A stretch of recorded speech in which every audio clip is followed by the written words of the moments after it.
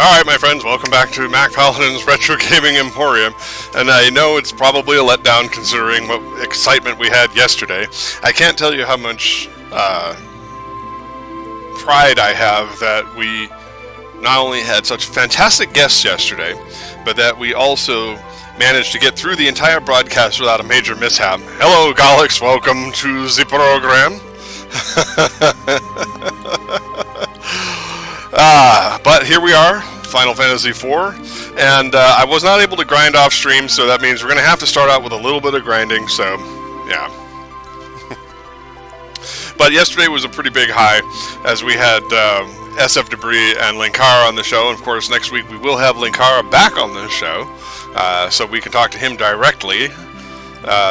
They always come on and show such great moral support for each other. It's such a wonderful thing to see content creators who are such good friends, have each other's backs like that. So we started on a high note, and I'm really happy about that. Let me adjust my unit here so that way my camera isn't so far off center.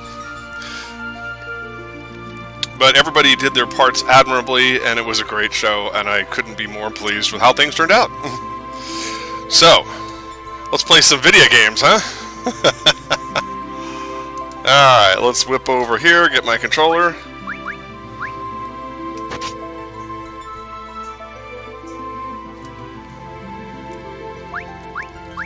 Gotta remember my control schemes here.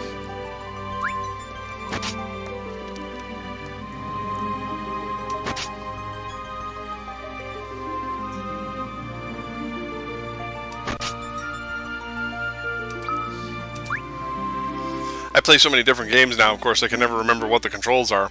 We're still battling the level 35, and you may see me eating a peanut butter sandwich along the way, so, just forewarning that this may be professionally unprofessional.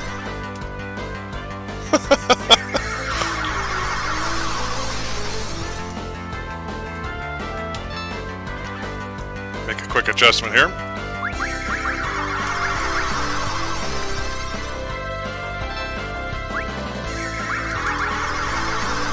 We have got to kill these dudes before they actually succeed in putting us to sleep.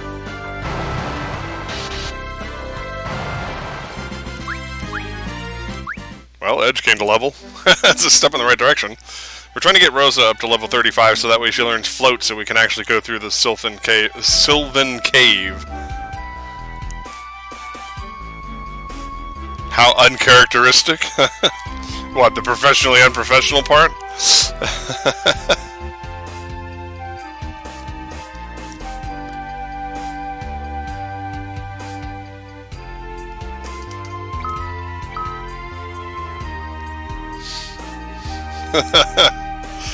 Well,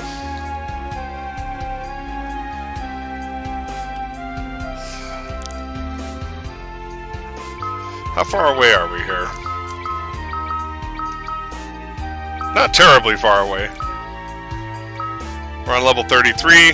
2 levels to go.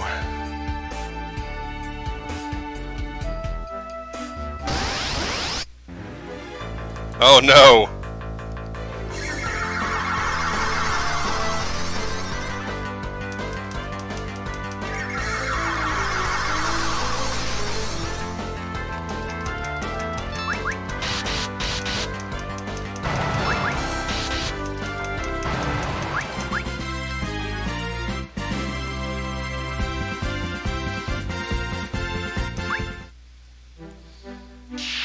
Oh, there we go. Quick attack there. Oh, hell no.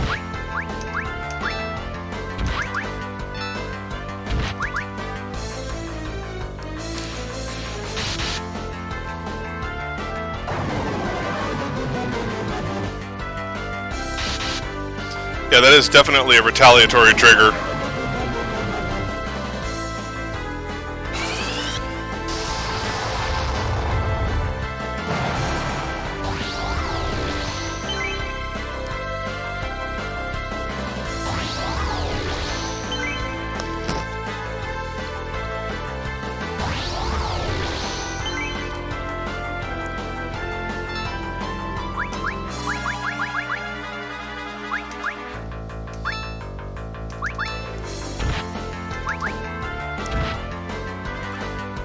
Owie.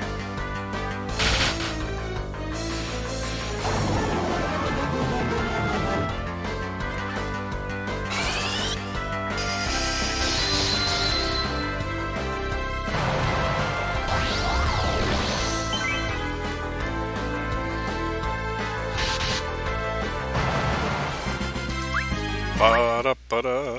That was a bit better.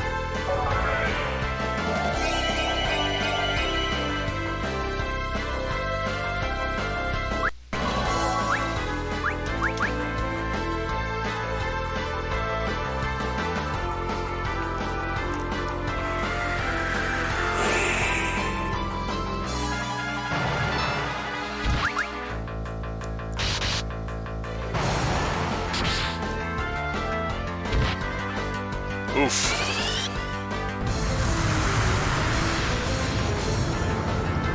We'll hit him with all the cold, wet stuff. That just sounded bad. There's no way to come back from that. Hippie, what are you doing, buddy?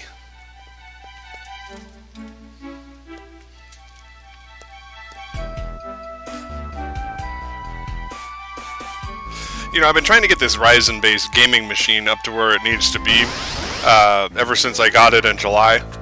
And, you know, it started off just fine. Where we got this, when I got it, it was a Ryzen 3 2200G, 16 gigs of RAM, and a GTX 780 Ti. Not amazing, you know, not earth-shattering, but I could play Overwatch on Ultra mode without too much difficulty. And the graphics card failed almost immediately. So I started looking into, you know, first my friend sent me a replacement part for it, and that one crapped out too. And then I started adding a secondary video card because, well, the streaming and stuff I do, I don't want to have a loss in performance. And I started noticing that certain parts of the motherboard don't work as advertised. It's supposed to be a MSI Gaming Pro Max motherboard, and it has 3 16X PCI Express slots for 3-way Crossfire, 2 Gen 3, 1 Gen 2. And one of the Gen 3 slots doesn't work. Yeah, it doesn't work at all. I plug anything into it, dead. Go into the BIOS and look at the little picture map. It says nothing's plugged into the port. Doesn't matter if I put in a network card or a graphics card. You know, it's like I have old graphics cards. I just get absolutely nothing out of this slot whatsoever. And it's not a BIOS setting. It just doesn't allow me to do anything with it. So we finally got an arrangement together where Nathan actually sent me 2 GTX 760 4-gig graphics cards, and when I looked at them, it has all the plugs on the back. Well, that's what I'm thinking, but it's kind of a combination thing. I can't update the BIOS, even though there's a brand new one for January, and because it doesn't recognize any of the BIOS files that I get from MSI's website. And I don't know, it's just sometimes it won't boot up, sometimes it won't do this, sometimes it won't do that. And I'm like, okay. Well, now that I have SLI compatible graphics cards, like I actually have a matched set of FTW edition. It's the EVGA GTX 760 FTW, for the win edition, and they're both 4 gigabytes, and they're identical cards. And the only thing I just ordered the SLI bridge for like $8 off of eBay, which I was kind of pleased that it was that low in price.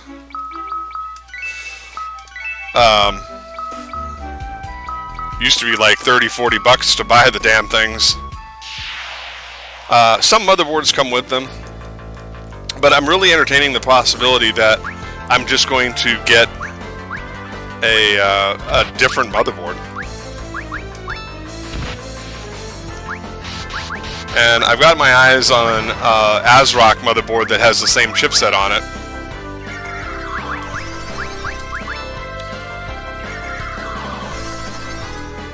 For about $100. But the whole purpose of buying the machine was so that way I'd have a replacement gaming machine for this monstrosity right over here, which is a old AMD FX8.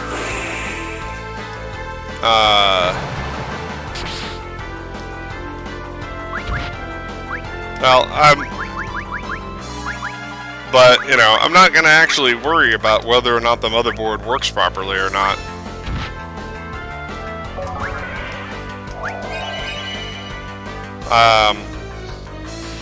It runs in single graphics card mode just fine. I've got Overwatch actually playing up here on the training grounds for in high mode, and it's running at least at 60 frames per second continuously while robots bustle all over the place. So I don't know what to tell everybody. It's like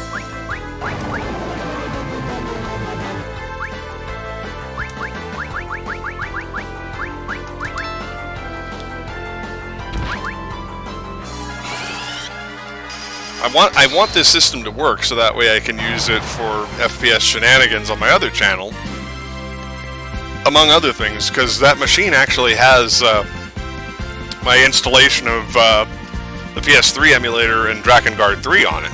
So I would like to revive that at some point, because we're not done with Drakengard 3, that's for sure. And it just, I don't know, it's like every time I make a move with this thing, it fights me.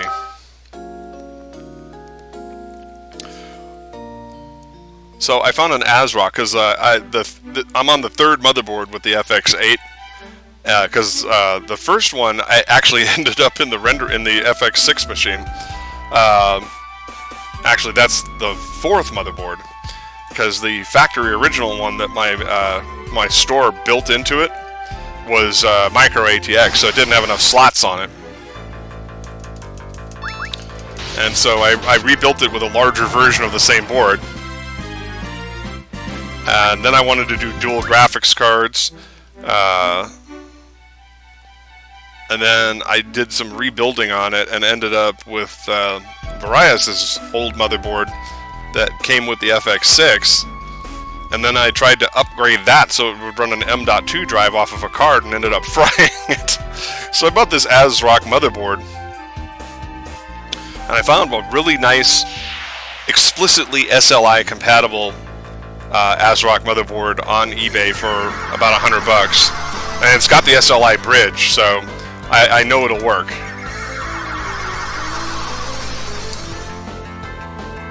But it just gets, it just gets old when you're constantly fighting with the system.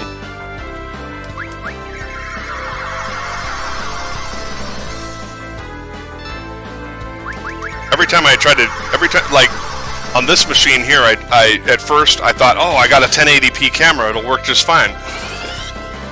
And then it didn't, and then I tried to make my iPhone 7 work. Elgato had a software solution for it, and that worked for a little while, then it kept locking up, and then I found out that OBS can force this camera into high definition mode regardless of what drivers it's running, so now I'm back to this.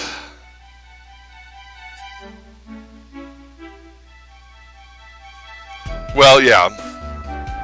It's actually an ASUS label, so they're really pretty decent quality motherboards. My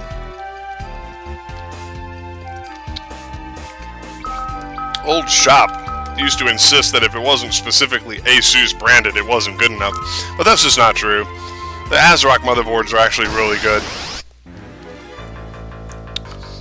They typically go for features that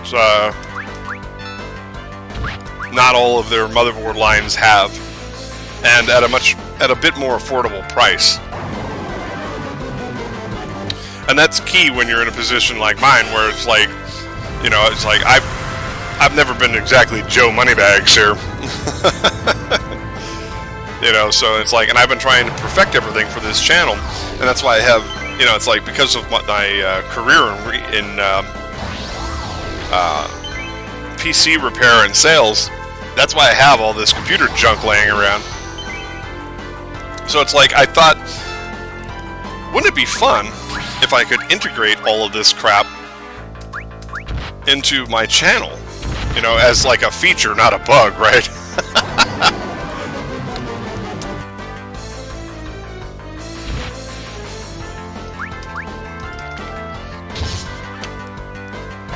But I'm getting there.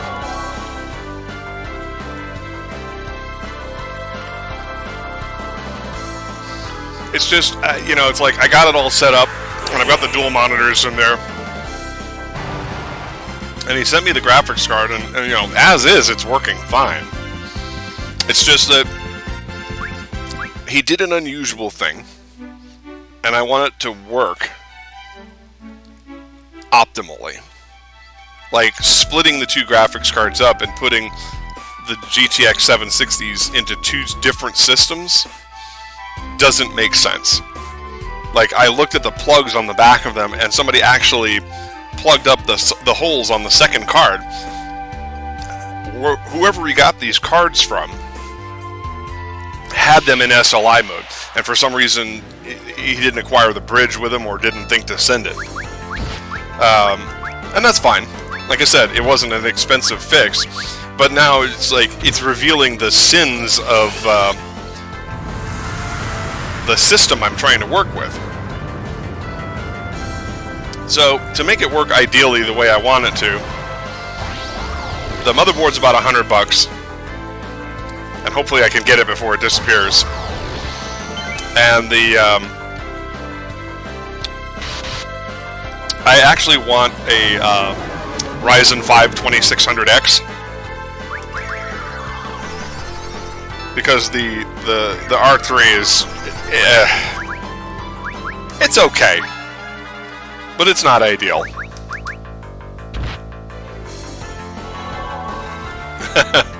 Some kind of missile, huh?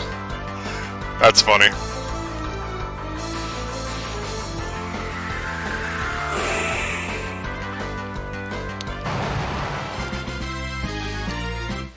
And then, of course, for recording console games, I've got this other machine. It's a Gen 4 i5 processor, 4000. It's a 4570Q quad core. It's actually pretty powerful, but it's a little old. But you know, for encoding, it's all I need.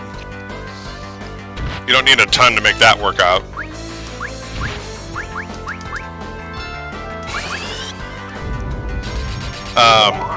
And I need two things for it.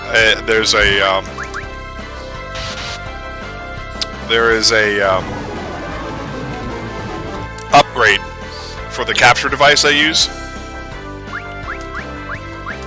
that has a pass-through that will allow me to hook up a TV, because I really do not want to use the gamepad as my primary screen for playing Bayonetta.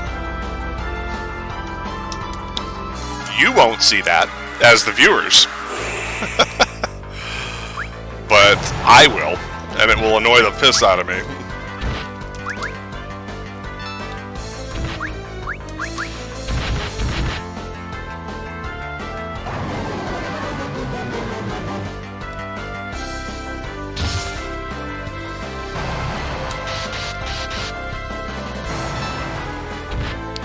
Yeah, and like I said, you guys won't see that aspect of it. It'll be at 1080p on the screen. Luckily, the Wii U was actually capable of doing 1080p using HDMI. You know, Electronic Arts and a lot of other companies made a lot of really kind of douchey excuses for why they didn't want to support the system.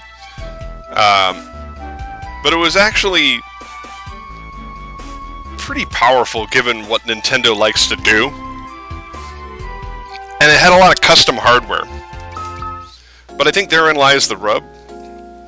Because the custom hardware harkens back to a mistake Atari made when they launched the Jaguar back in 1993. They tried to build it like a Commodore Amiga computer.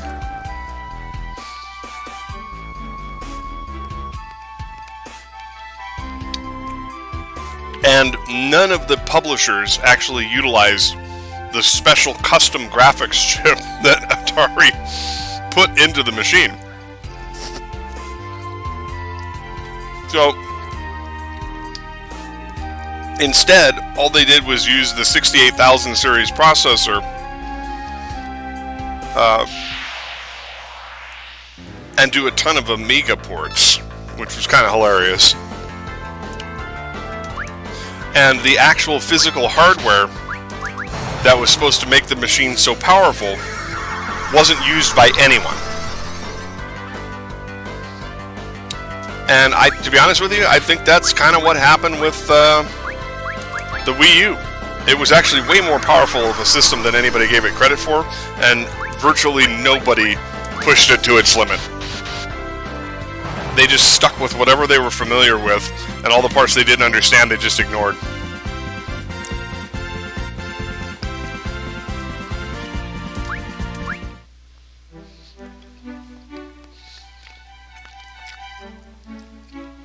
Now, was it comparable in power to the Xbox One? No. Was it comparable in power to the PlayStation 4? No.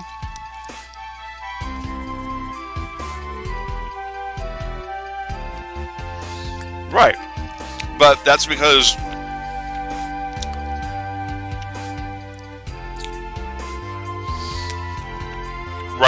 but Nintendo, when they made the first party games, knew how to take full advantage of their own hardware. And companies that have been close partners with Nintendo since forever also seem to understand the assignment. And like I said, Electronic Arts and Ubisoft and Origin, Origin is Electronic Arts, but all of those big publishers that like making PC games and ports to consoles, they didn't give two shits about what Nintendo had to offer. They took one look at the dev kit and said, "Yeah, we want nothing to do with that." Well, like I said, I guarantee you it wasn't because of the power of the system, no matter what they said. It's just because they didn't want to deal with it. And it's unfortunate.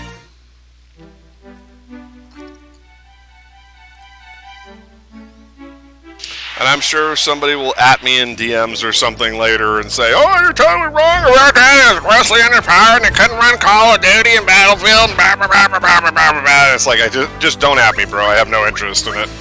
Because I know the differences between what people say publicly and what they actually believe in private. And you know darn well that those are two different things.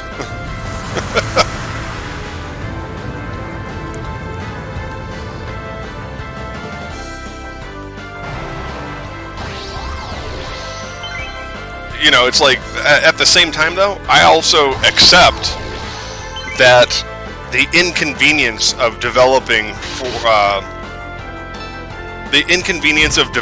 for a weird custom piece of hardware is a huge turnoff. Because if you're trying to maximize your profits, you want to be on as many platforms as you can possibly get on. And so if you have to make special games just to accommodate the capabilities of the console, you're probably not going to be that excited about it. And I think the architecture of the Switch is a lot more open, which is why they have a lot more support and buzz around the Switch. Plus, they marketed it infinitely better. It's colorful. It's is it a handheld? Is it a home console? The answer is yes to both. It's got a lot of really cool stuff.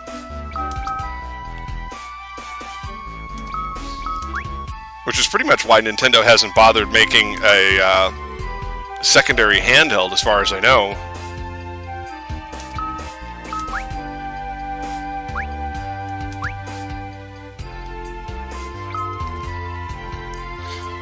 Because why worry about that?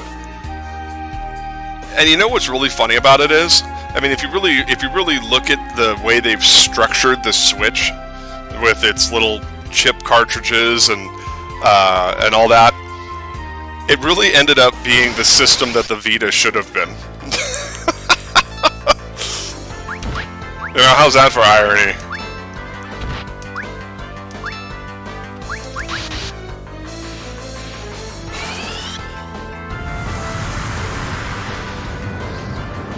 I mean, that's just my 2 cents.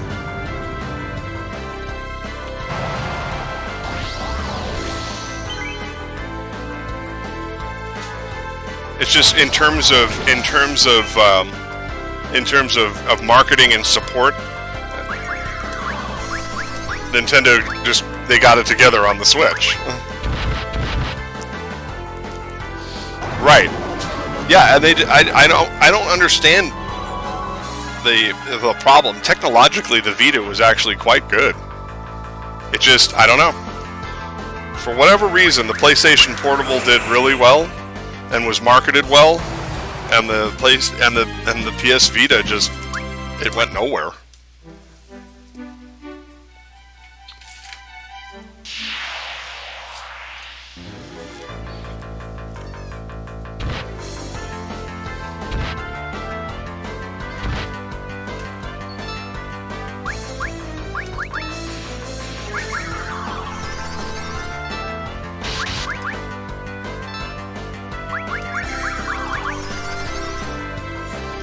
Alright, we're getting close here.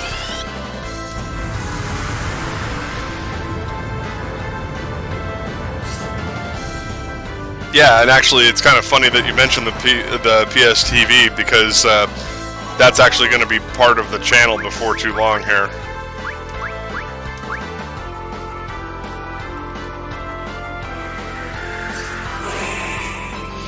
I had some inkling of an idea of playing Tales of Hearts R, but I do also want to find out what kind of setup, sorry, I'm rubbing my face here, what kind of setup that I have. There we go, there's what we were after. What kind of setup I actually need in order to run a proper Vita emulator, because running patched ROMs is infinitely easier on emulator than it is on trying to jailbreak and futz around with your console.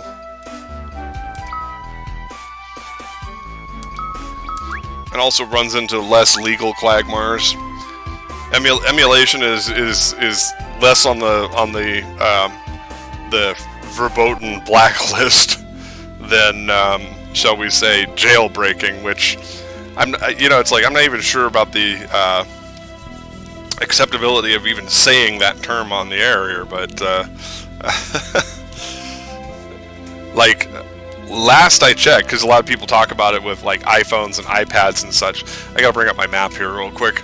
But a lot of people talk about it with like iPads and iPhones and other Apple products, and last I read it was they tried to pawn it off as being explicitly illegal.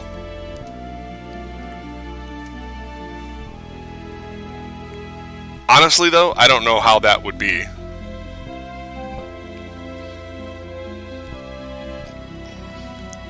Well, yeah. You know.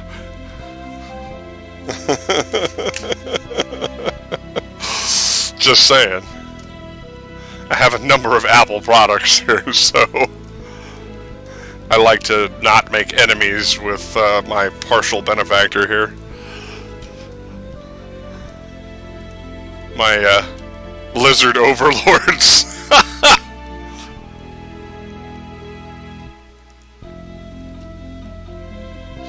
Alright, yeah, when my machine rebooted, all my maps closed here.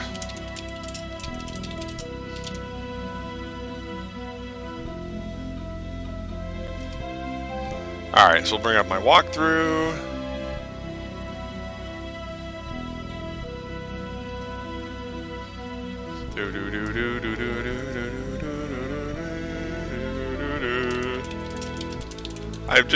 It's like, now that we're going to get here, I want to actually, yeah,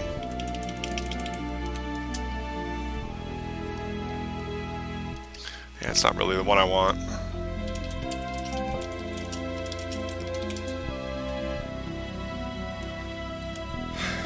Ah, here's the page I was looking for. Alright, so we want the Sylph Cave.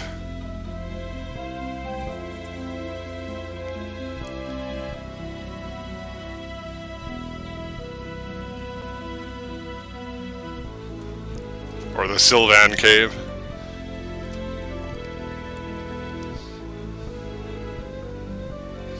Alright. I think I got this. Did I save when I was outside? I don't think I did. Better be safe than sorry. This place is not super hard, but it can be challenging, so it's a good idea in case I do something dumb like open a treasure box and not pay attention to if it's got a monster in it.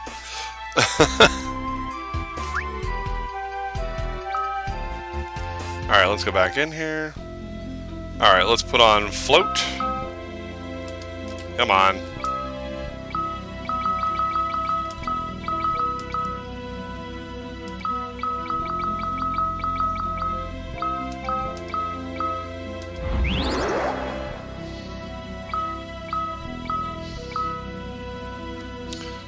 Alright, treasure box is over here. And of course, we still gotta deal with monsters.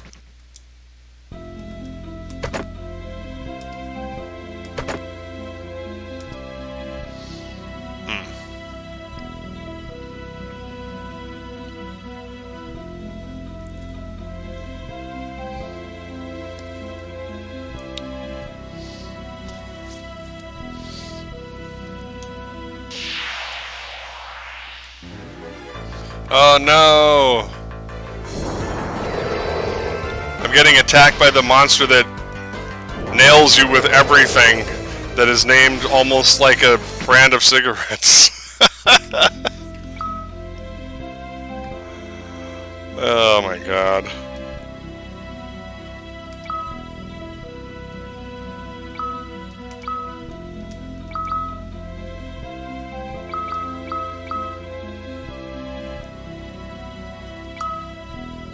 Right? Ugh.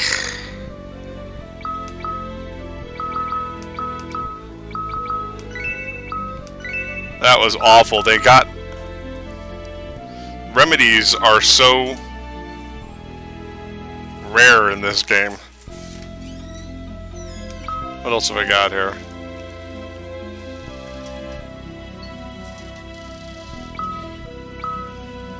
Well, that sucked ass.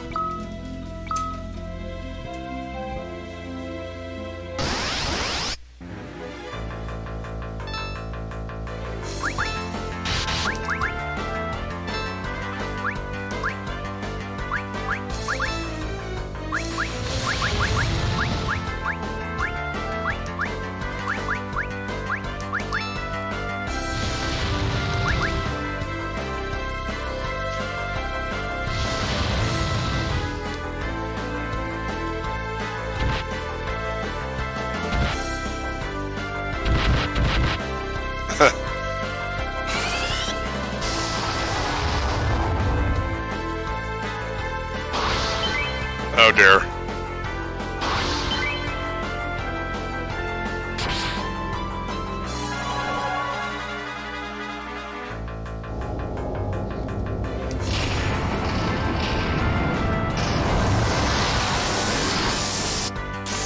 I was gonna say we don't even have Gao to learn all of his stuff. Okay, we're out of here. That was not going well.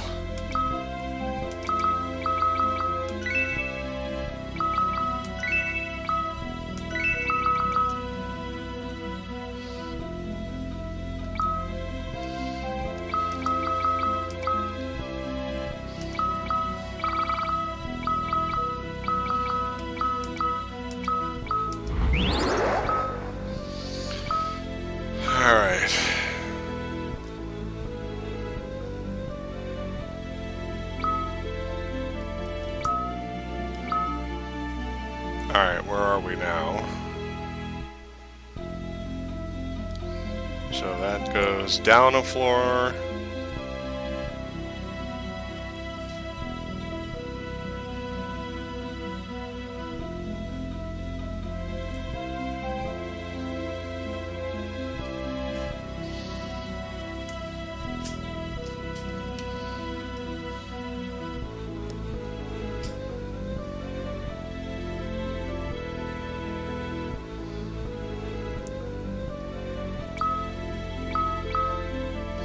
God damn it.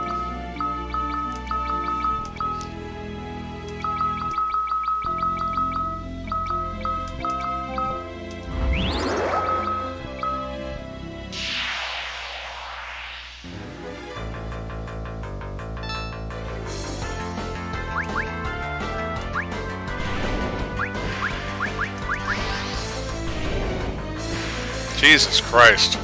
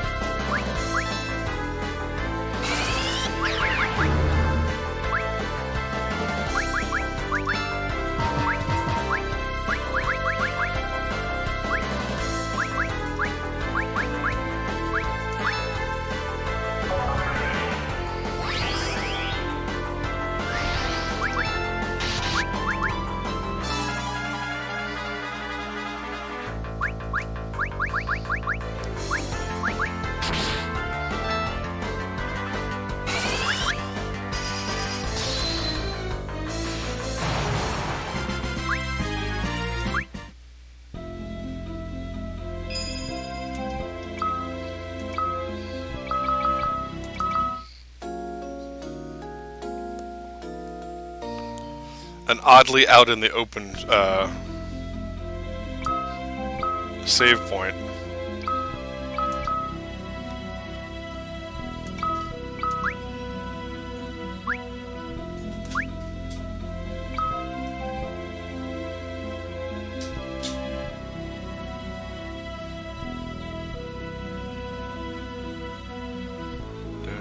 Alright, we're gonna have a monster in a box. Oh. Well, that was surprising.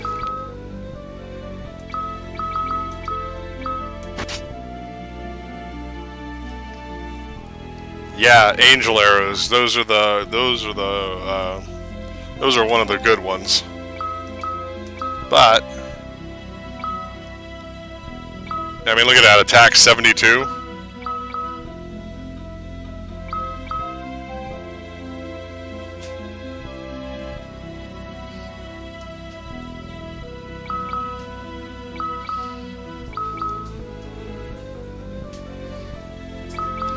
now, we're just going to use the Medusa arrows, though.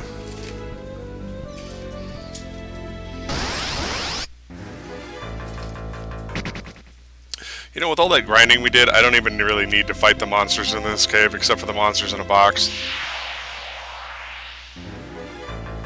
Oh, God.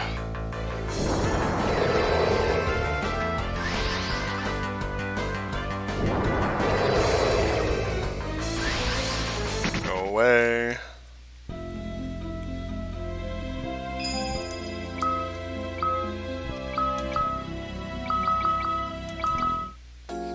I hate wasting all these cottages for this, but what are you gonna do, right?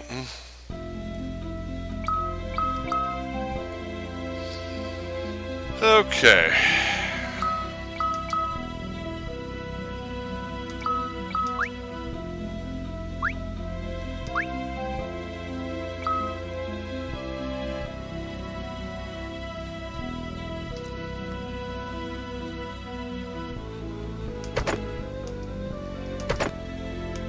Hey, I replaced the thing I just used.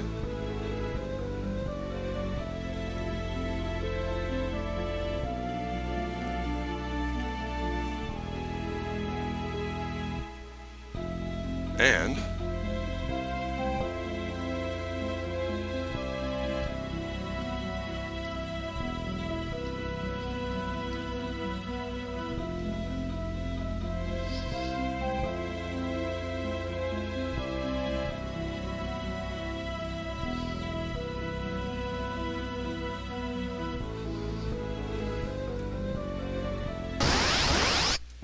oh my god, the back attacks were really tedious.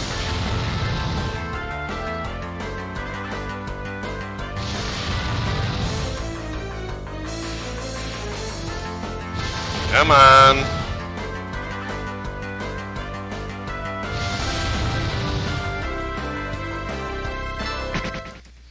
Gotta wait for them to get around to hitting us 4 times with Fira.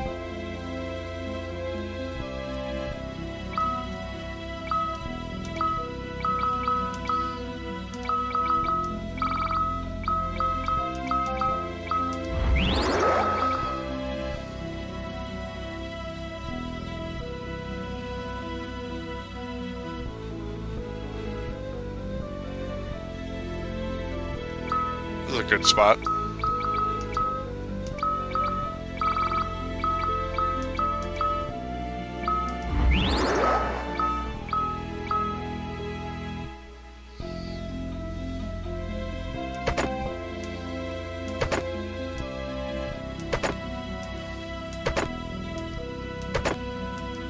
That's some good stuff.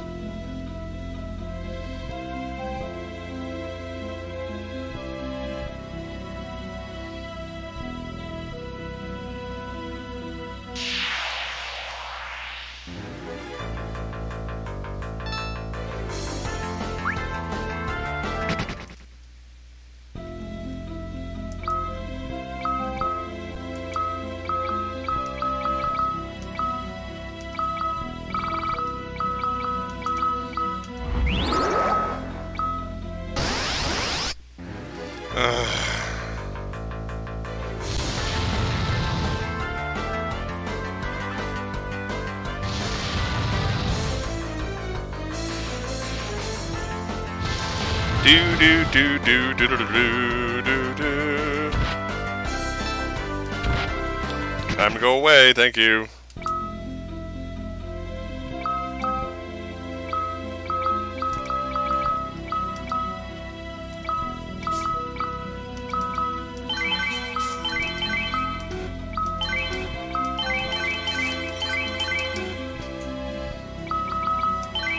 Ah, what the hell, throw one last one on him.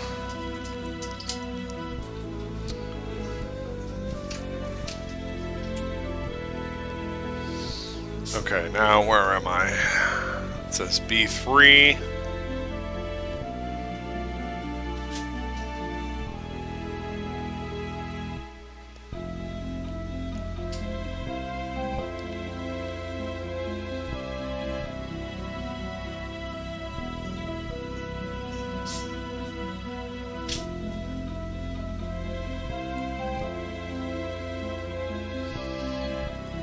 Alright.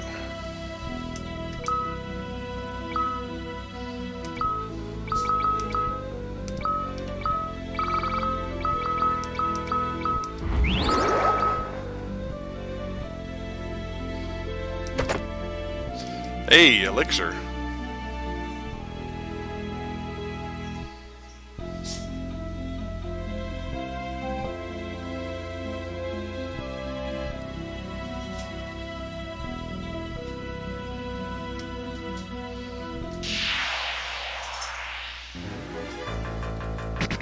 Yeah.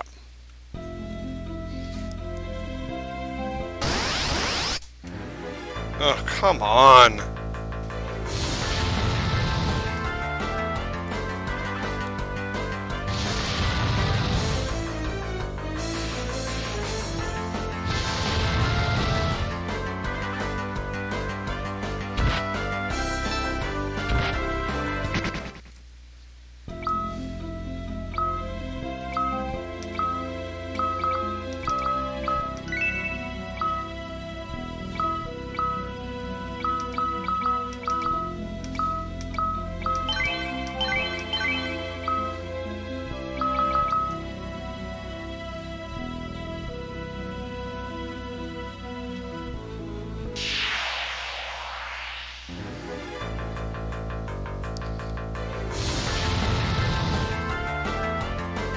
You're killing me.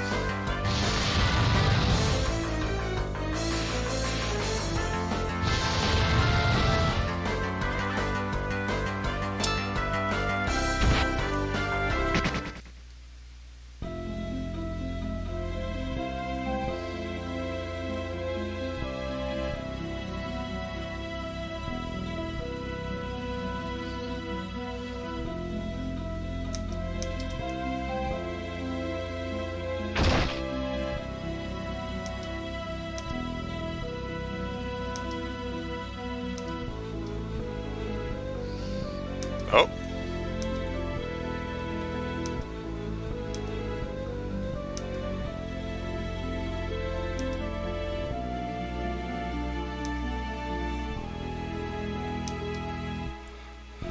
It's Yang!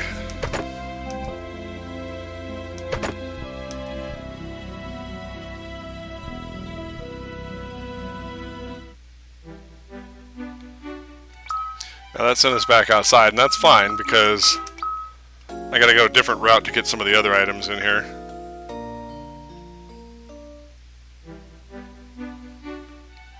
The question is, how badly do I really want to do them? I think we'll come back. I think it's time to advance the plot. We found Yang, but we can't do anything with him until we can revive him.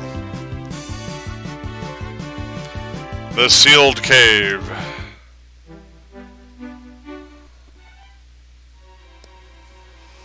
Alright. Boink.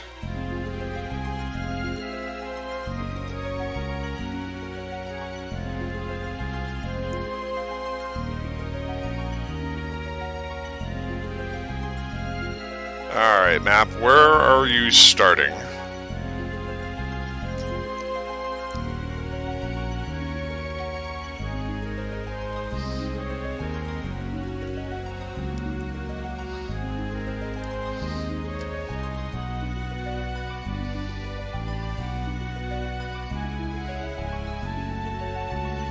For realsies?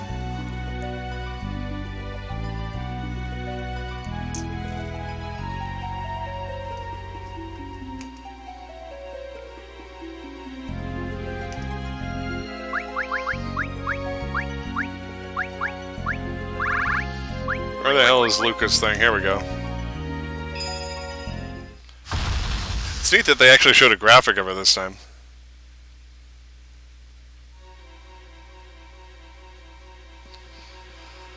Okay, so we are up here. We're gonna go around this way. I will probably fight the battles here.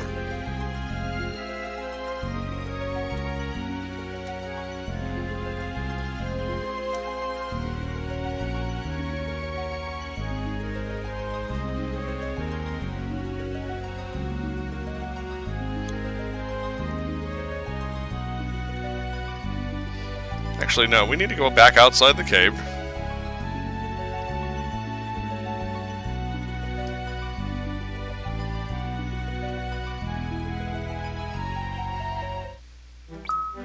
Because I'm a dum-dum.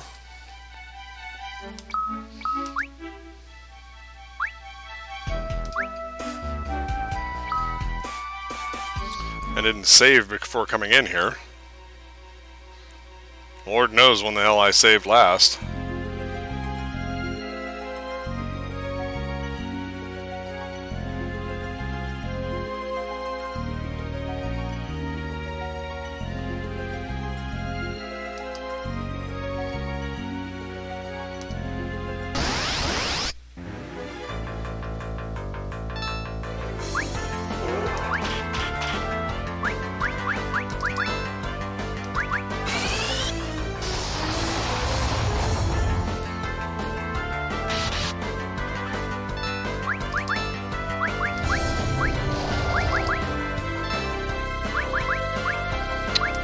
Well, that sucked.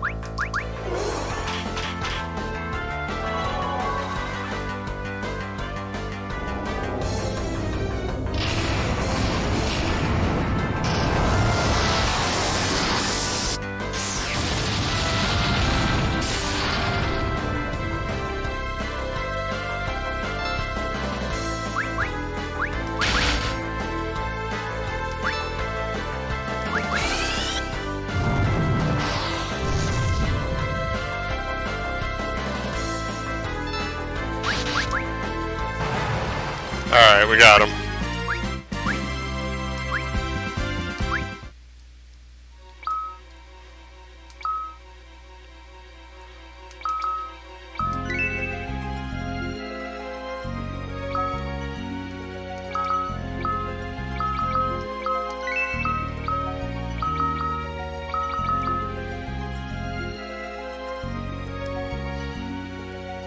Now, one of these has a monster in it. I think.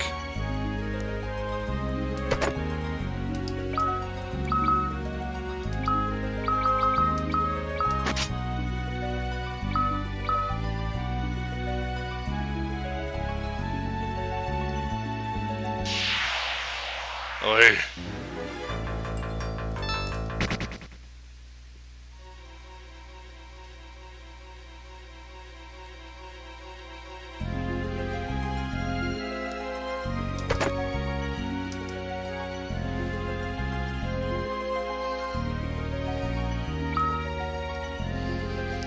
Do do do do do do do. Boom, boom.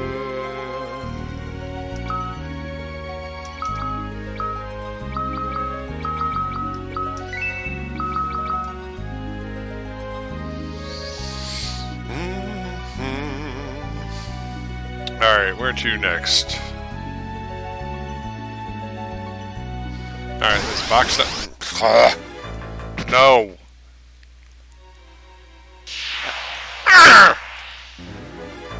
Definitely no.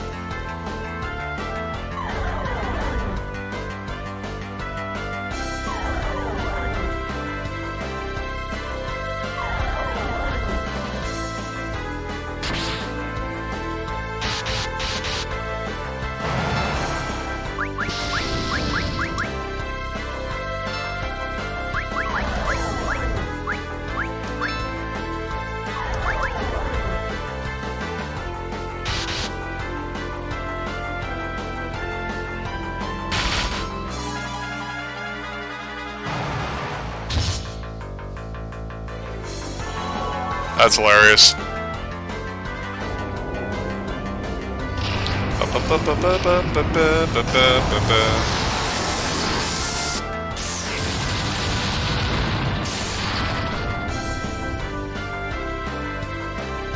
Oh, fantastic.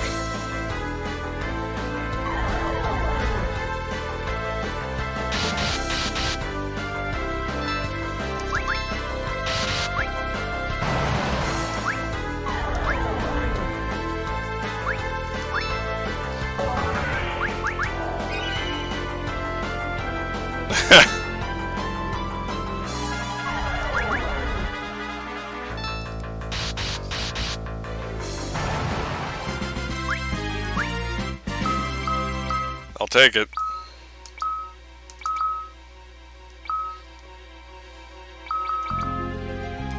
Boy, that sucked bones.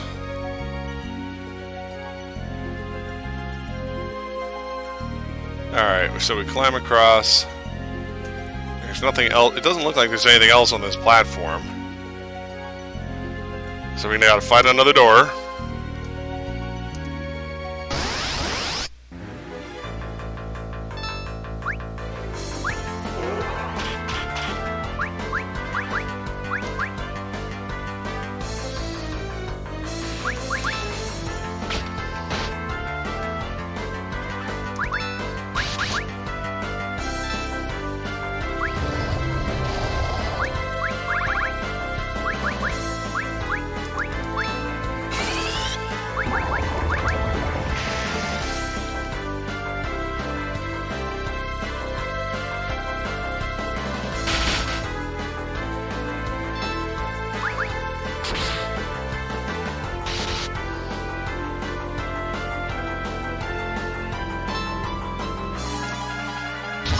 Vey.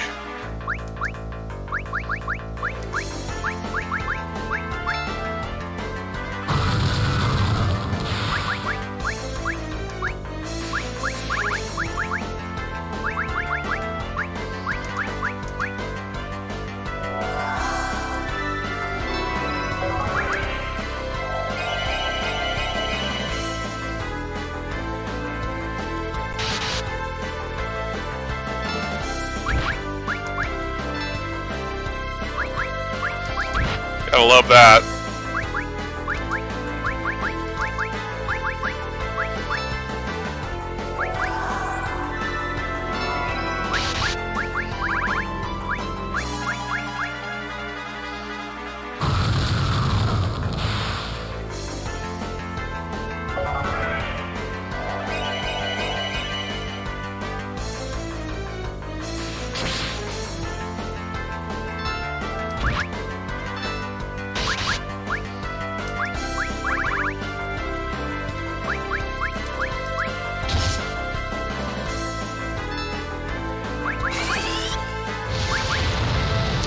Not even gonna worry about Edge at this point. We need to kill this bad boy.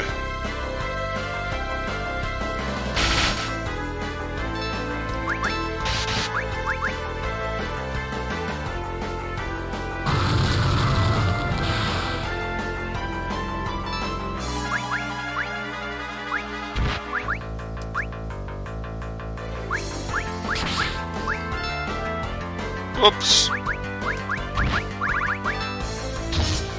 Now we're in trouble.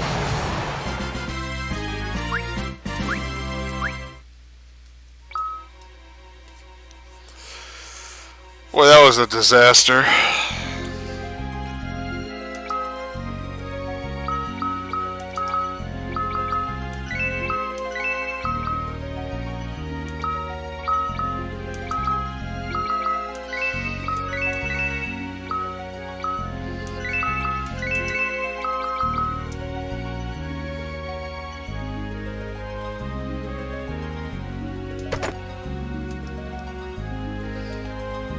Alright.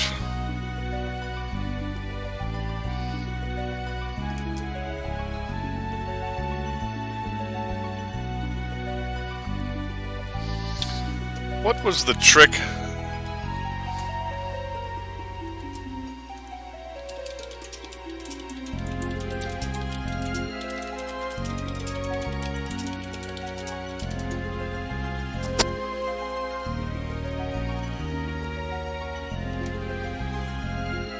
I'm going to look at this video here.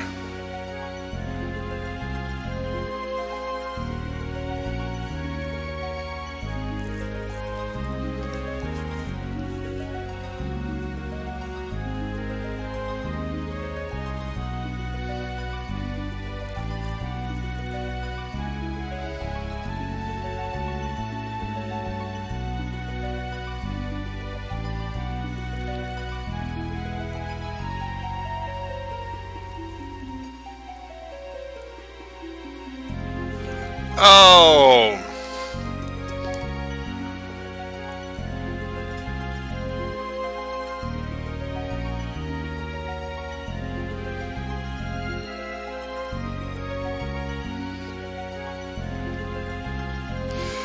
Doing this the hard way.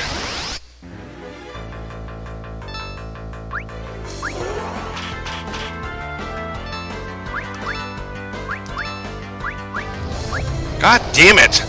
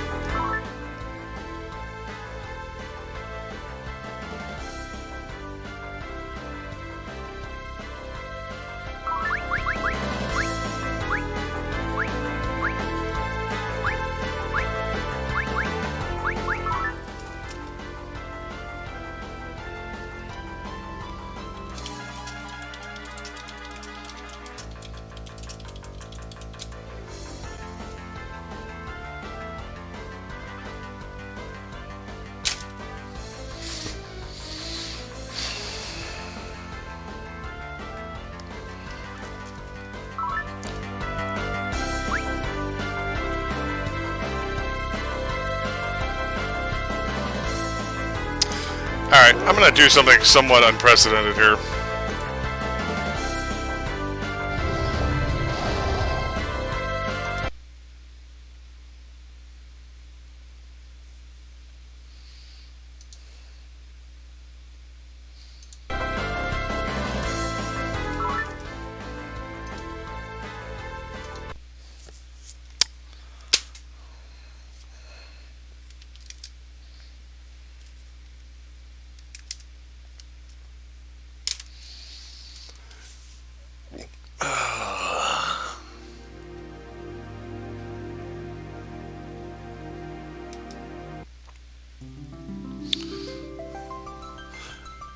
This place is almost impossible to beat if Rosa does not have Reflect.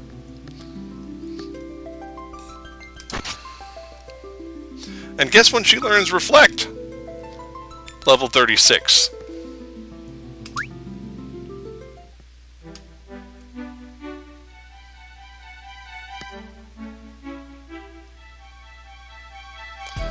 Yeah, that nth dimension thing.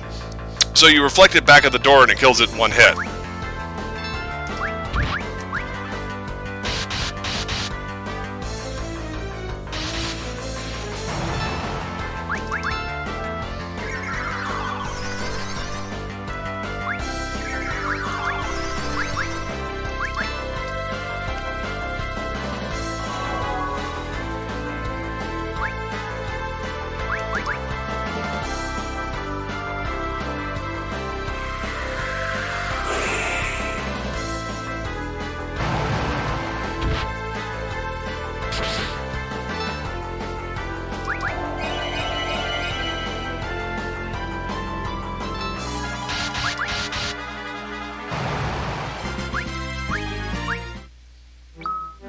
Nice.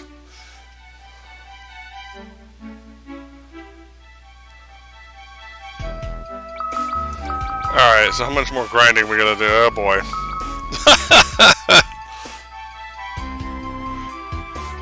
Story of my life. It can be done.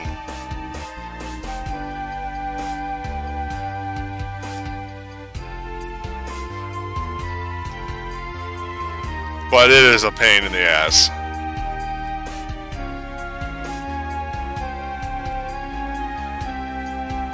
Whoops.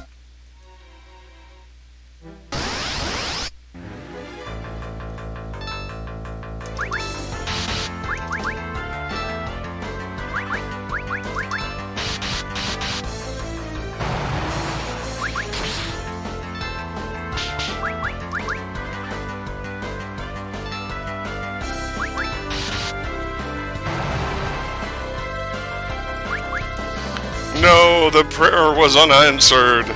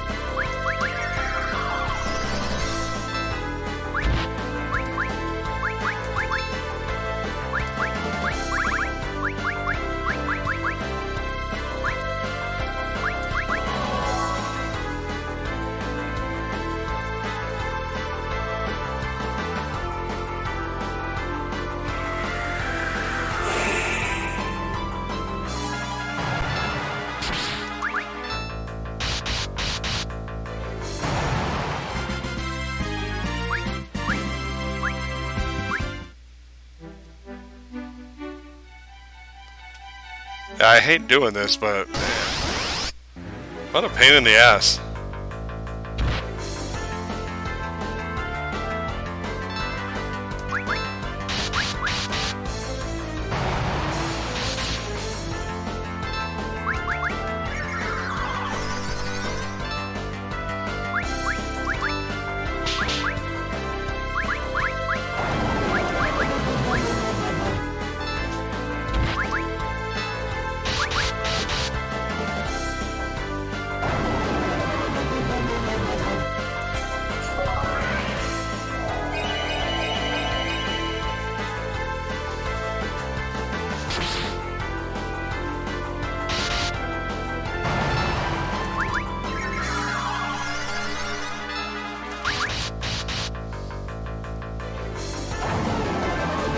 Also mildly annoyed by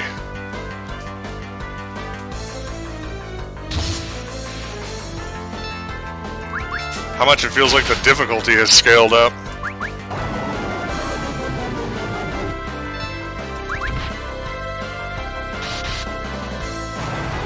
God, Rosa has the slowest recharge time.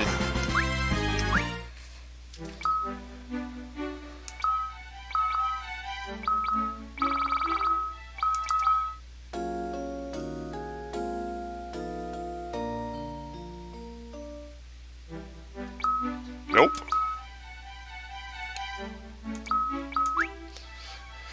The sealed cave is our next objective.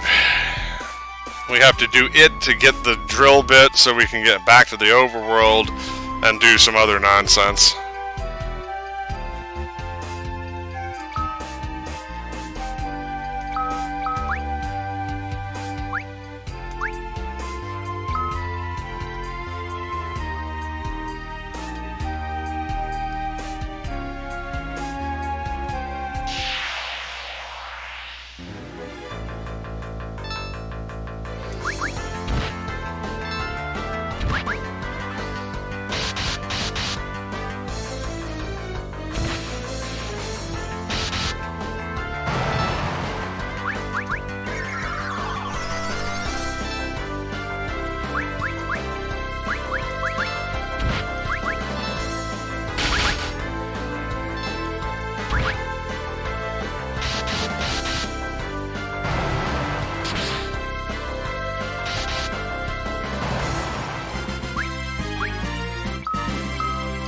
Free Phoenix down.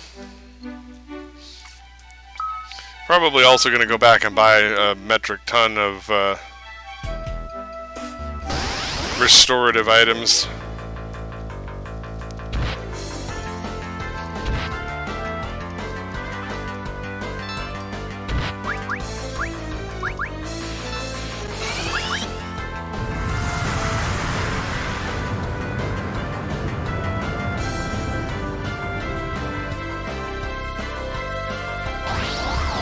Yeah, it always irritates me how Rosa is so damn slow. She's the last in line.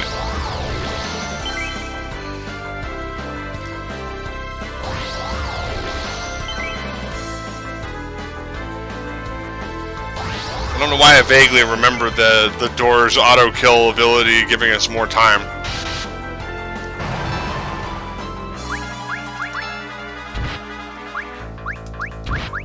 because it is really fast now.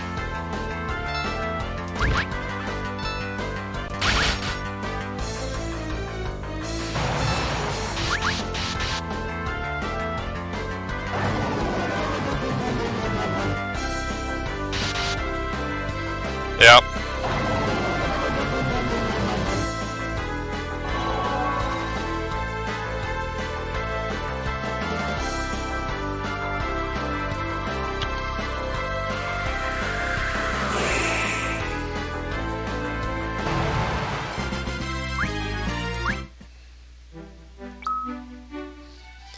All right. How far? 10,000. So you're about 5 to 8 more battles, depending on what composition we get.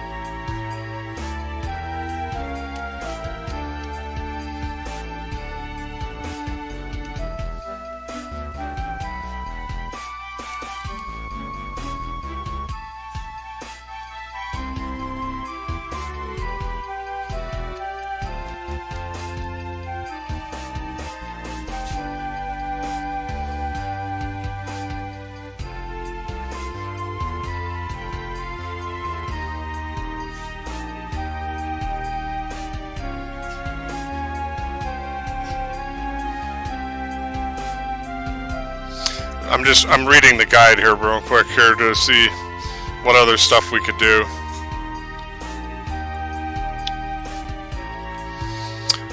I'm really debating whether or not once I get Reflect, if we should go and do the Feymark, which is of course the land of monsters, because defeating Ashura and Leviathan will give us a ridiculously powerful random heal for Rydia, and a ridiculously powerful water-based attack, which would be really good here in the Underworld. But I do need Reflect to do it, because I can't beat Ashura without Reflect.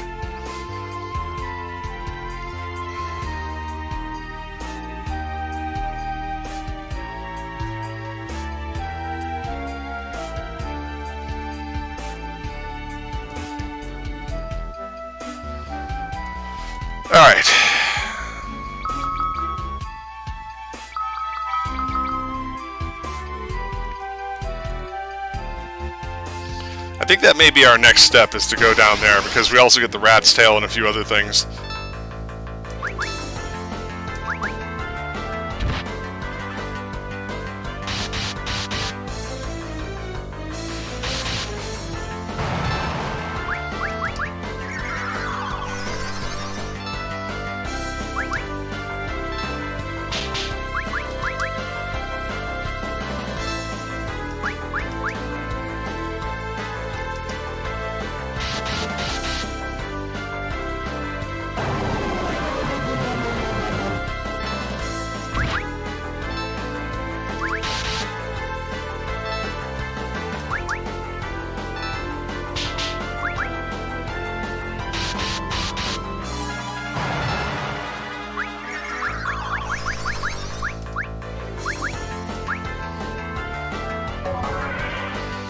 Fine, Rosa, do something useful.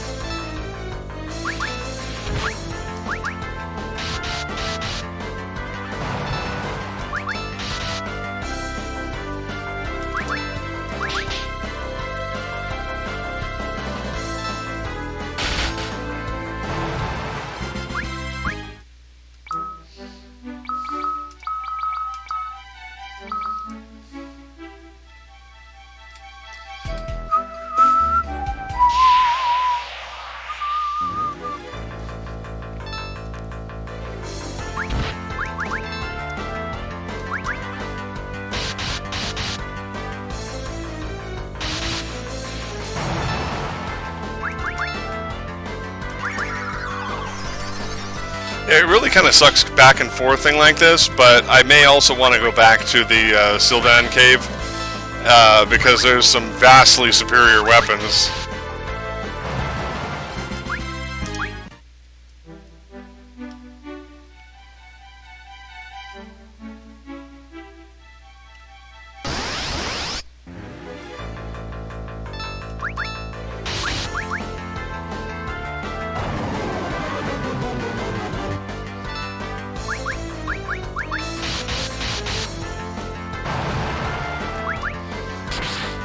You know, whenever I get to this point with the sealed cave, I always get into an annoyance factor.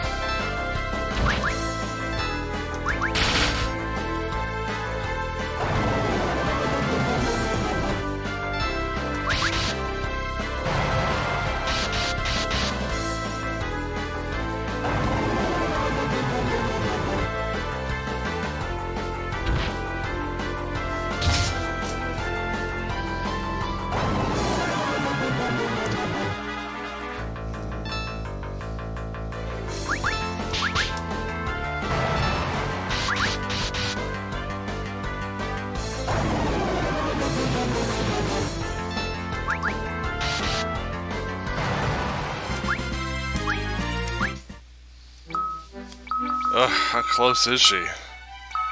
Couple more battles.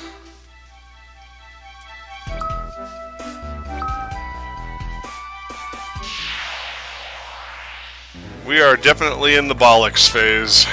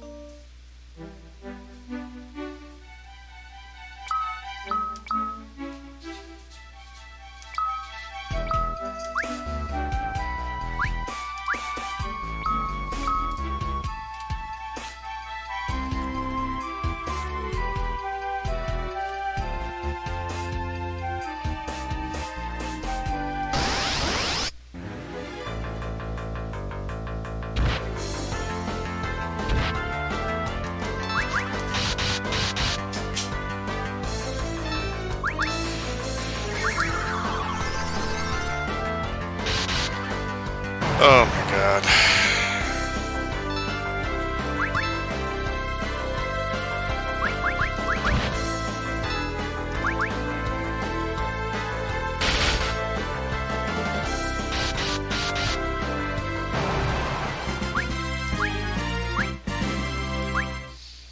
There we go.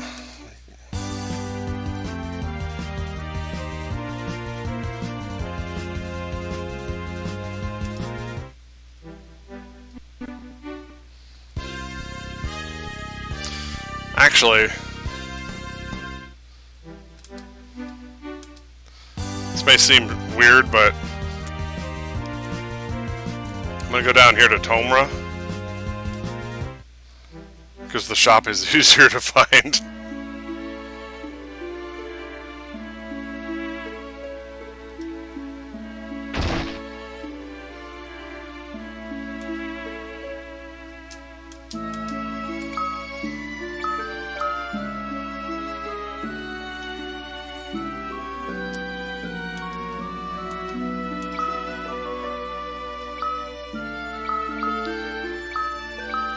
Well, I thought it was.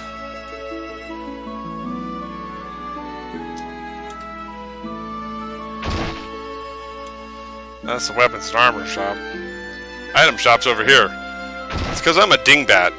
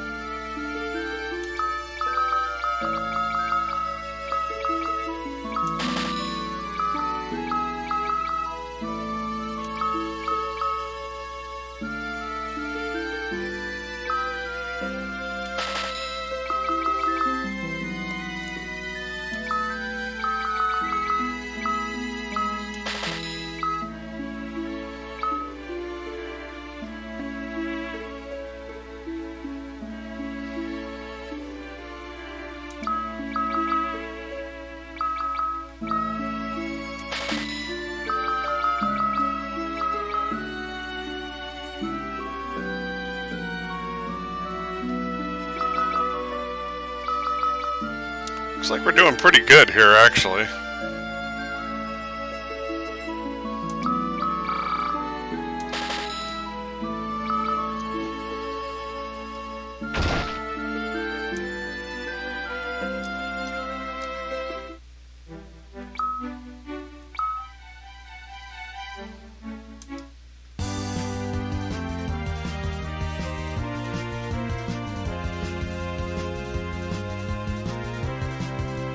Where are you hiding? There it is.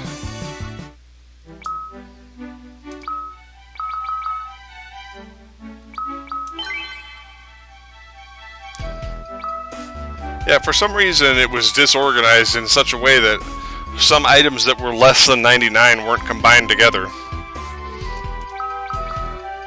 Okie day.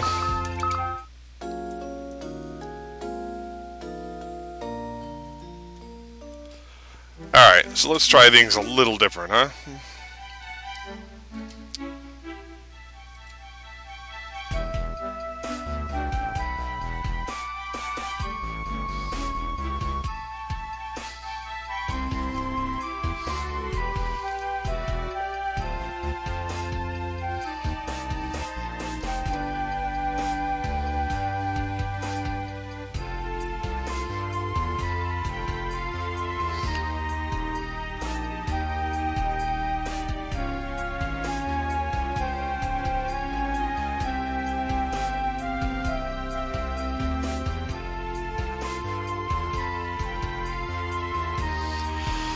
Alright. Quick save right here. We're going to attempt to make our lives easier here. Alright, now let me pull up the map here. Starts where?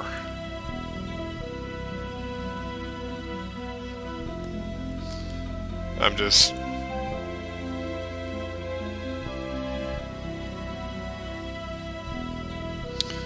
Alright. Do, do, do, do, do, do.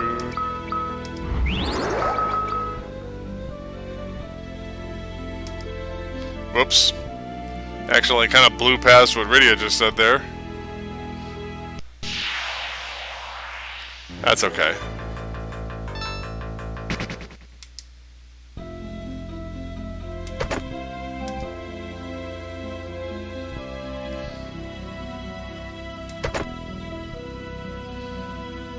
Alright, we got anything else on this floor? We do. Son of a...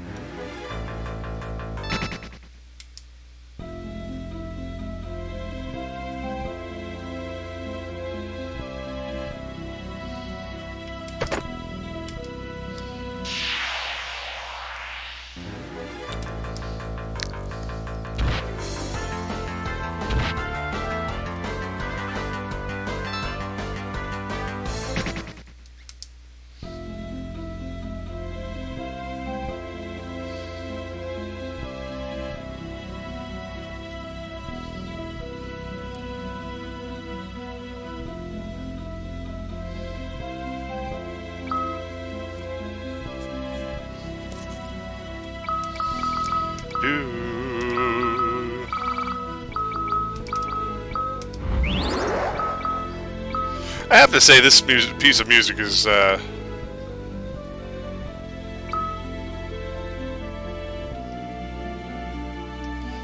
of cool. Let's see, so we go down here, and that takes us over to here.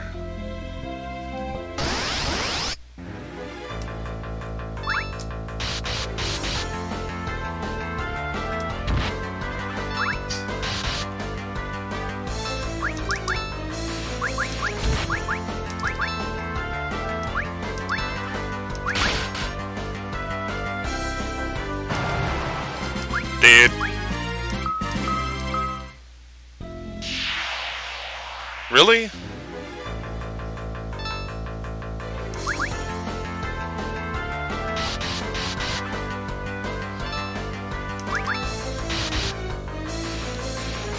Wasn't much of a thing she summoned.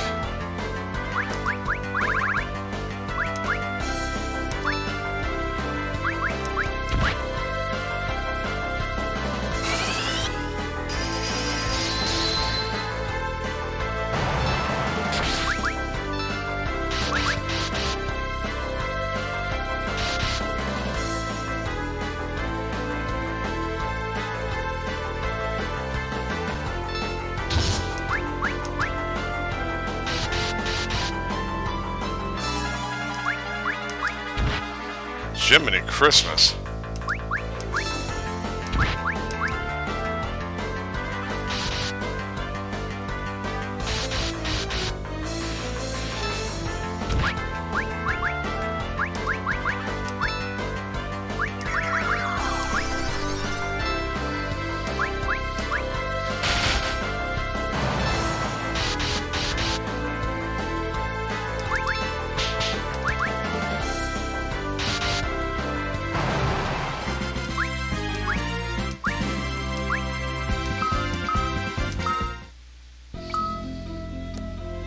Okay, I guess that could have been worse.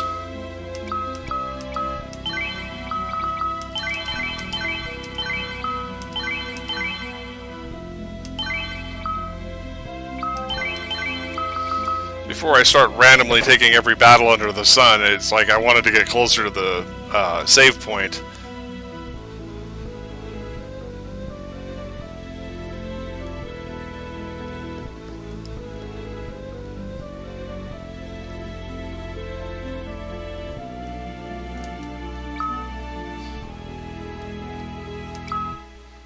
Do I have any eye drops? Nope.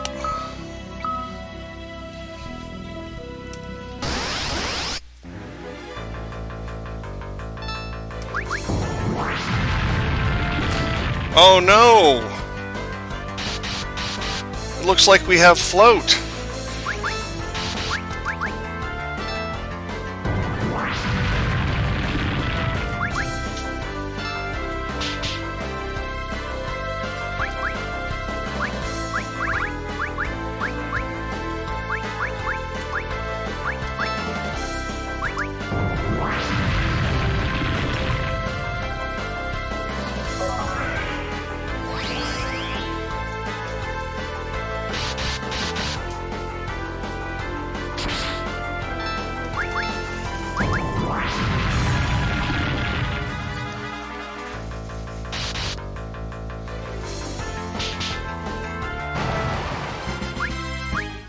Funniest battle ever if you have float on.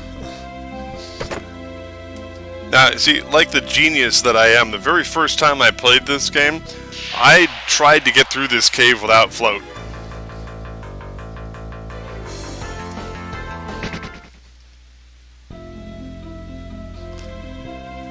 Of course, that was 1991 and I was 14, so...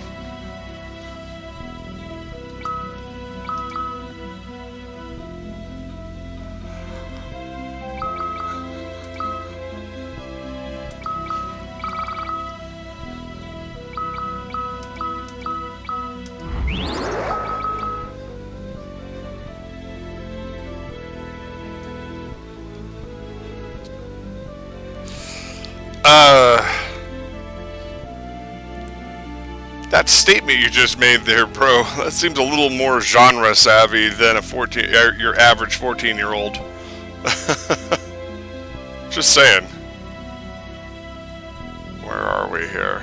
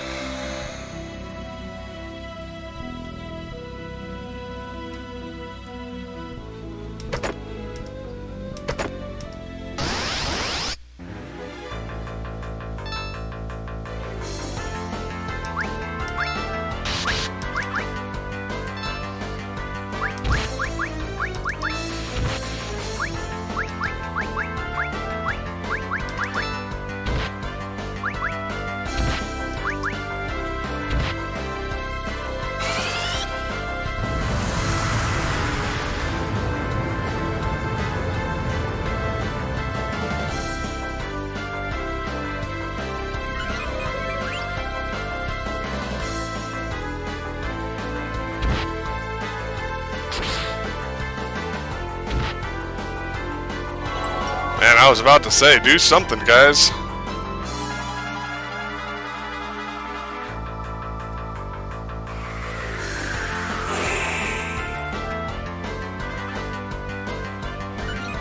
Ugh, nothing died.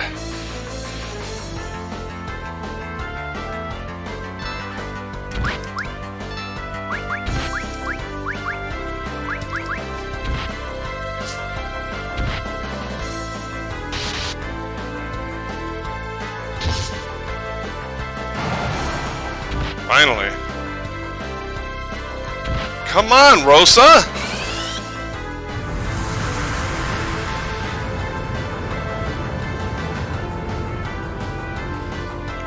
I'm trying to wait for her to come back up.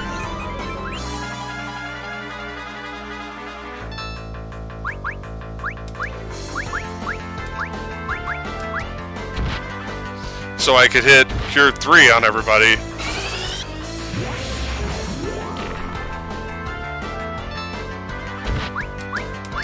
This is asinine. Get out.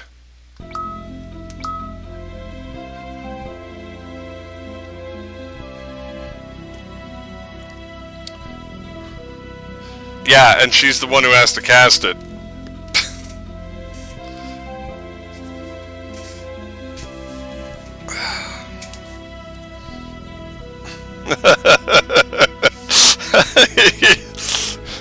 You know, isn't that always the blasted way?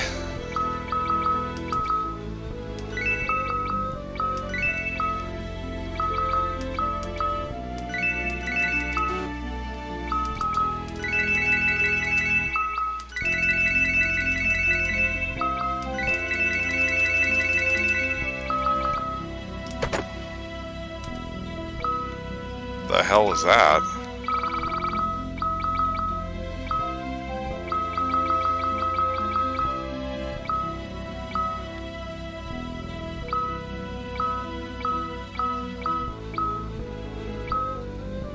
Ah.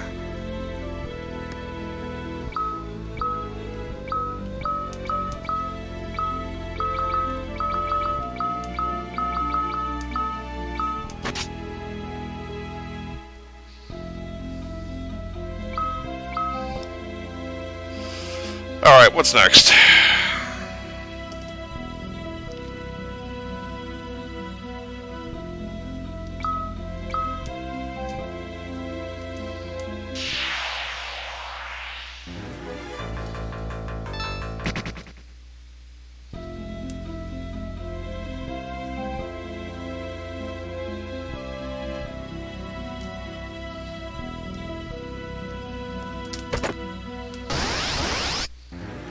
Oh my god.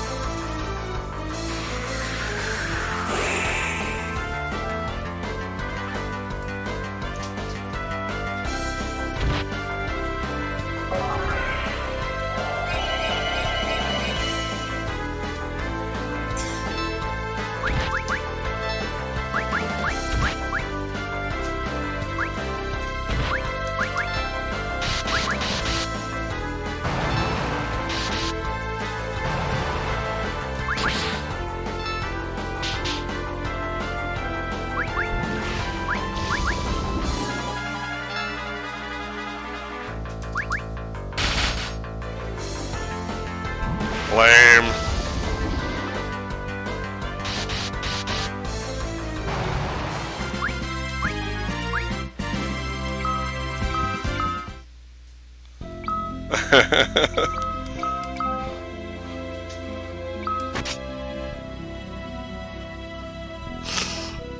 This is gonna be wackadoodle. I did that on purpose, by the way. Kain is gonna be berserked for the remainder of his time with that sword.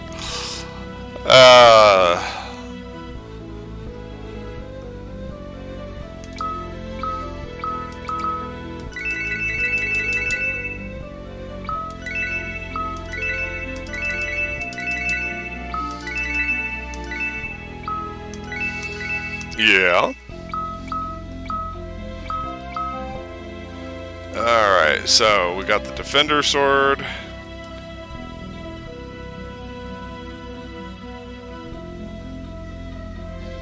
Now, unfortunately, we got to go all the way back around.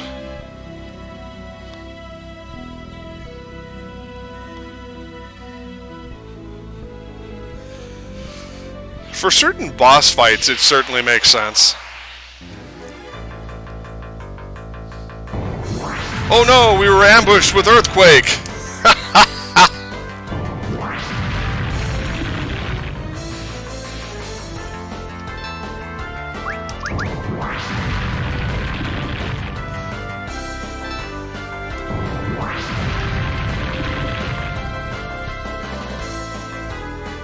Just sit here and let them waste our time for a little bit longer.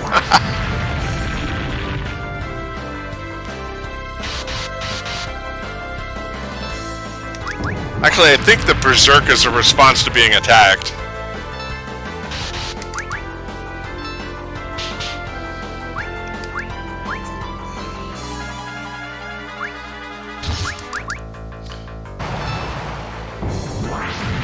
The Defender Sword does amazing damage. It's one of the few times that if you give Kain a sword instead of a spear, that he actually does some serious nonsense.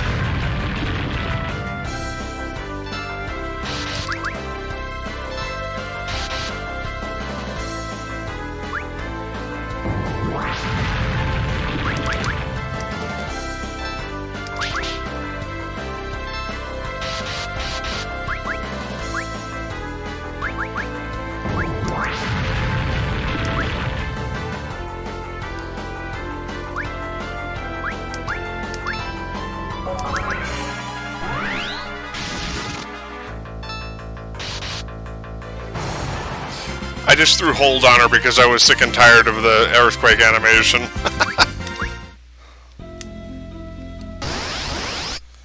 Ah, crust muffins.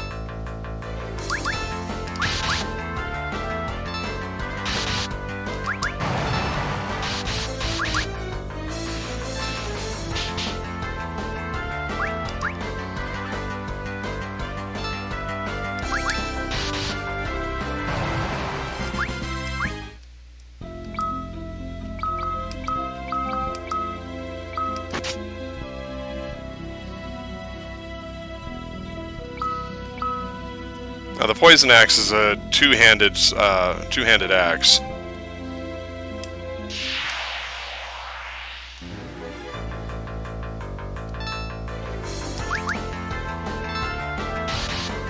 Oh, this is perfect.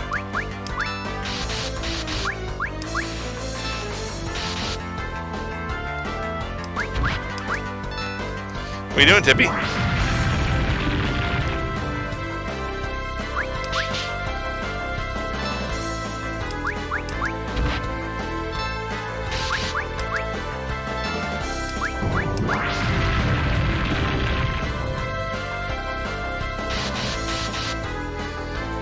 What you doing, buddy? Oof. I've got big cattail on this. Whoop. That was not what I meant to hit.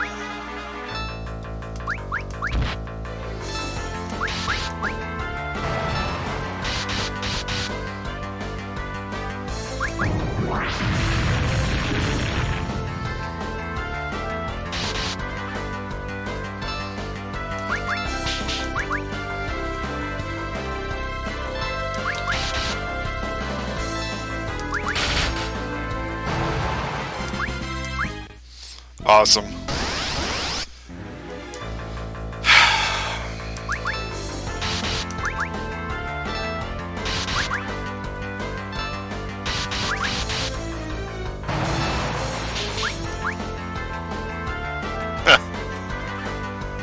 Well, that's pretty much that.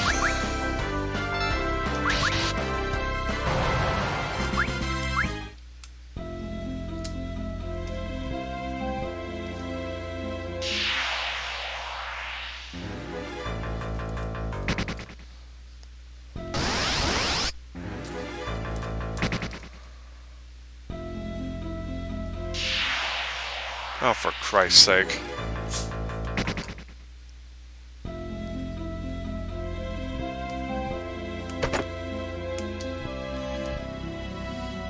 It's one of those things to where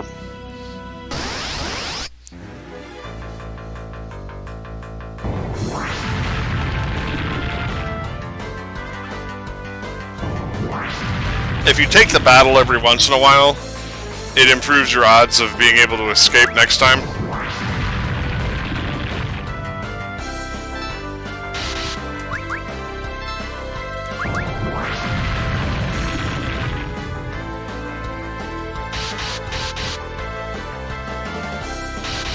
I mean, that's just kind of RNG, you know?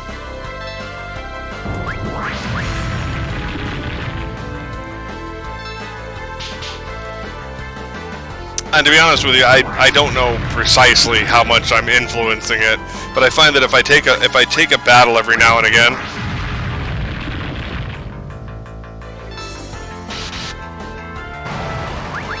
I just have less problems getting away when I really need to. Even if the battle's annoying. That's literally all this Arachne does. Is earthquake, earthquake, earthquake. She doesn't have any physical attacks whatsoever.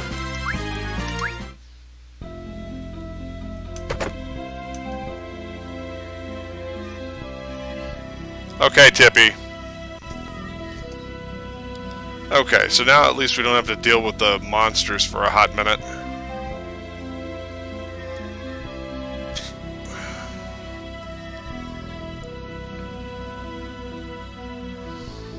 Alright, that's everything in the outer caves.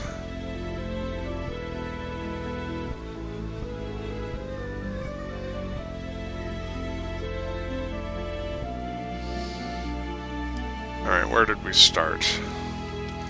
So down here,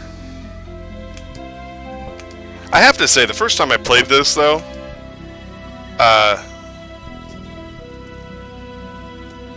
the parallaxing of the different levels and being able to see the lower levels was really quite trippy. Alright, we're gonna get a butt ton of money here.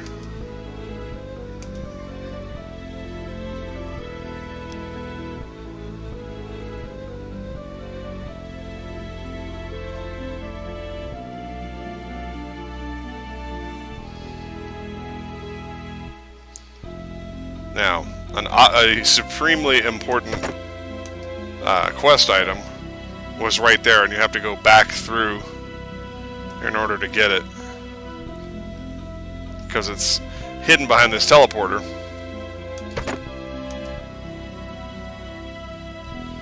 Alright, so we'll go down one.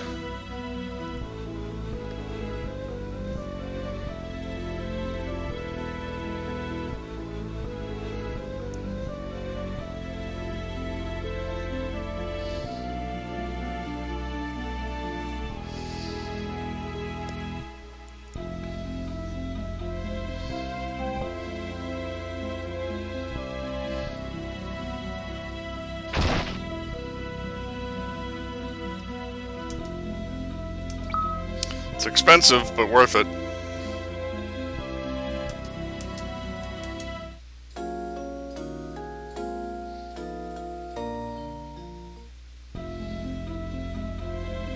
Well, I mean, technically a cottage is $200 less.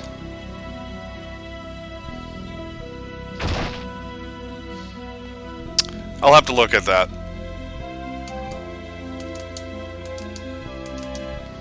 Nothing.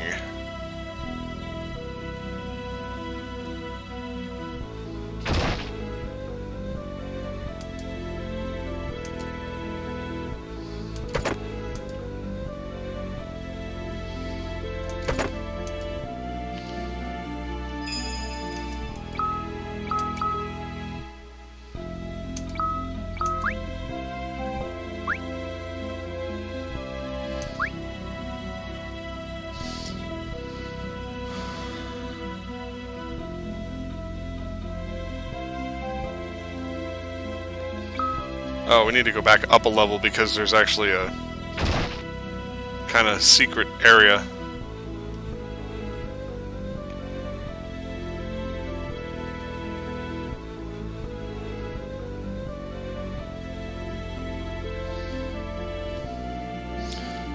Almost completely forgot about this one. Well, and having an extra ether's not a bad idea either. But yeah, see this weird tile right here?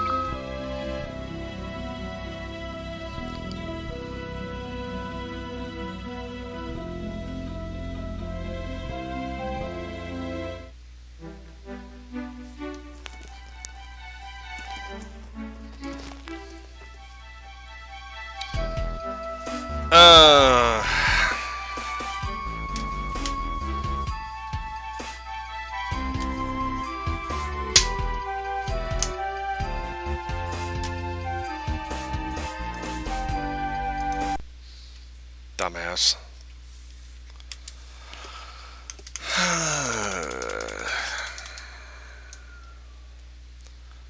I like doing things the hard way.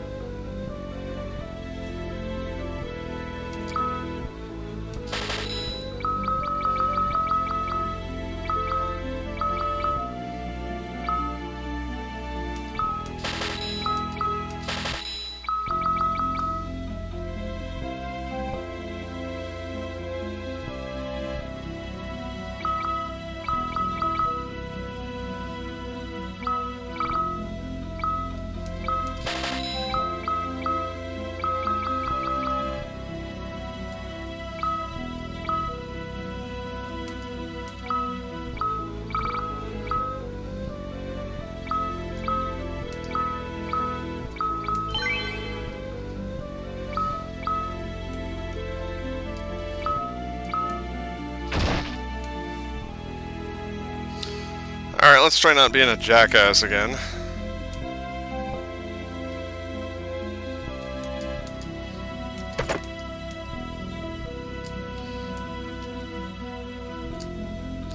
Forgetting that particular plate sends you back to the outside.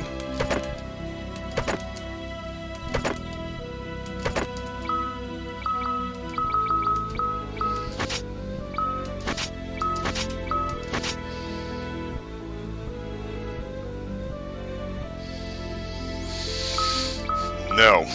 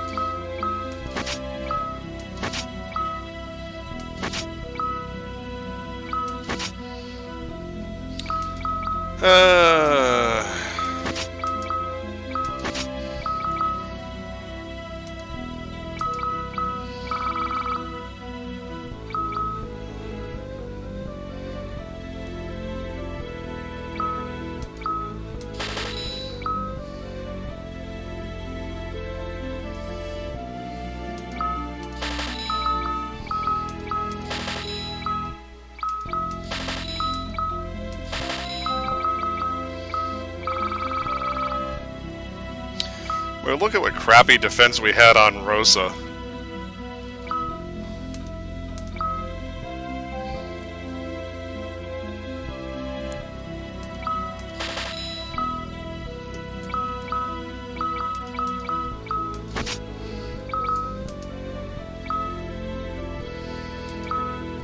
Yep. I just feel like it's been a really long time since we found anything halfway worth of crap for her. Which has probably been harming our survivability. This is one of the best weapons and armor shops we're going to get for quite some time.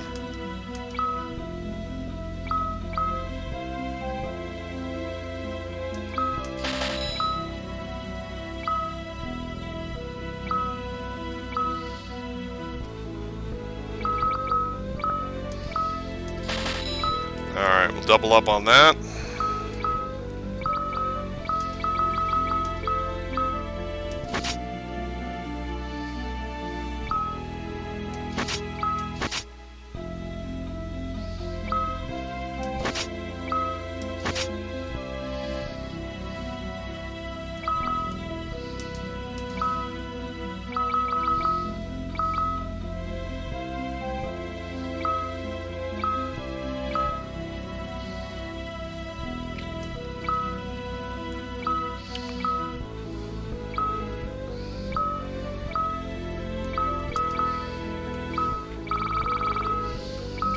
Rid of some crappy inventory. Unfortunately, Edge can't throw his own swords.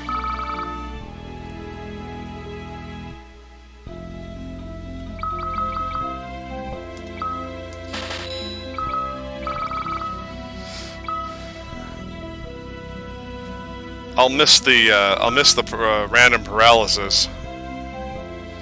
Well, no, he can't. When I take off his swords and leave them in inventory, he can't throw his own swords, apparently. I went looking for them and they weren't there.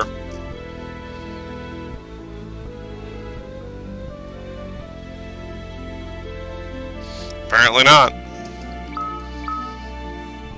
I thought you could, but like I said, there's a lot of misremembering going on here.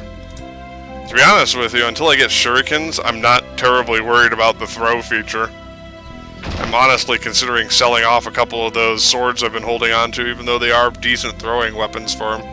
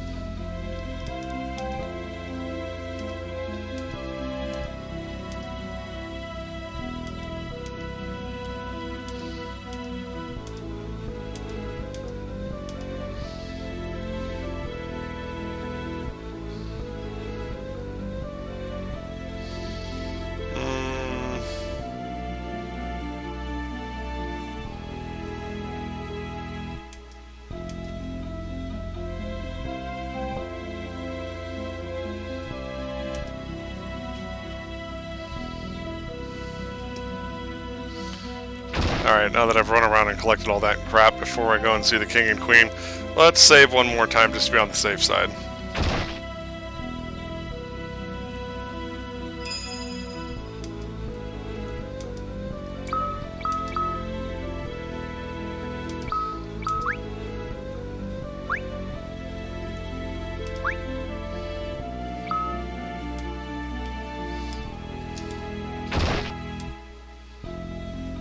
Alright, let's give it a go.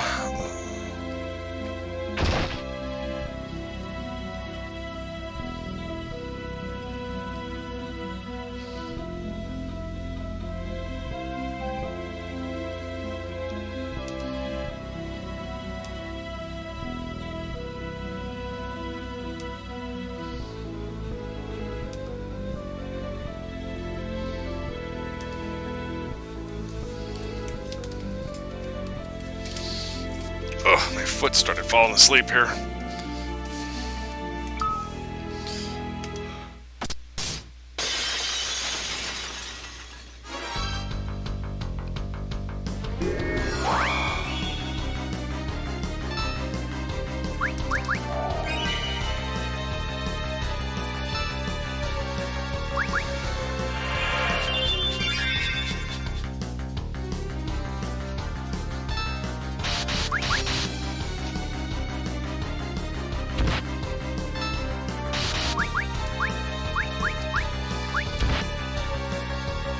Yeah, we'll get to it sometime next week.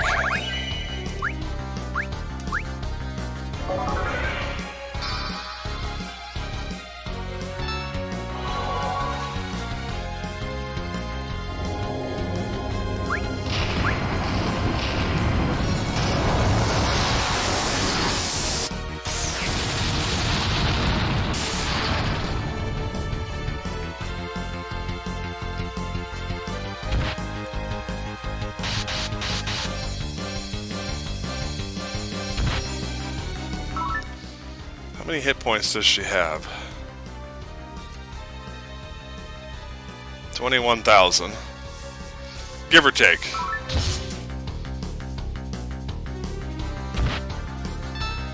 Wow.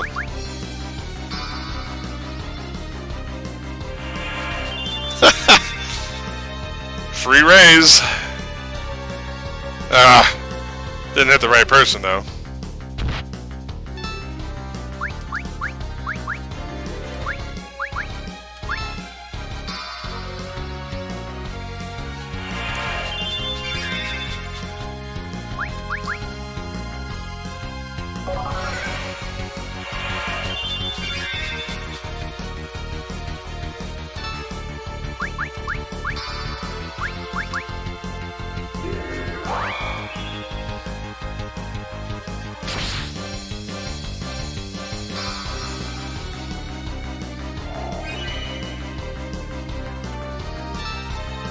Oh my god.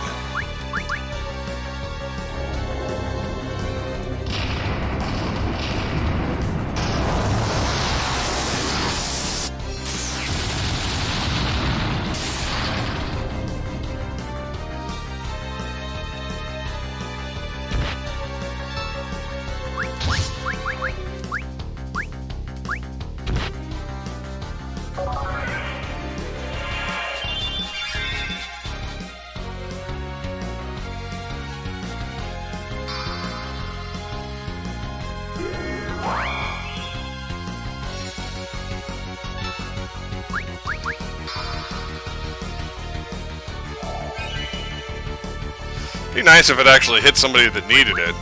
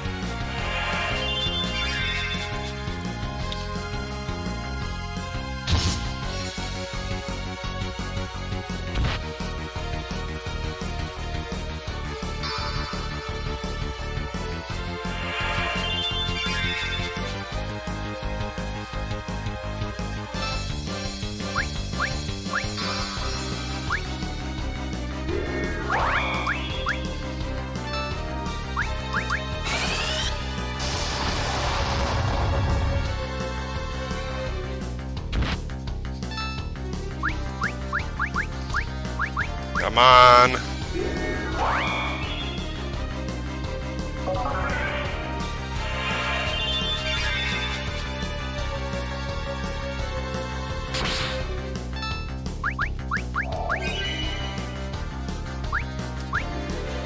Oh, shit.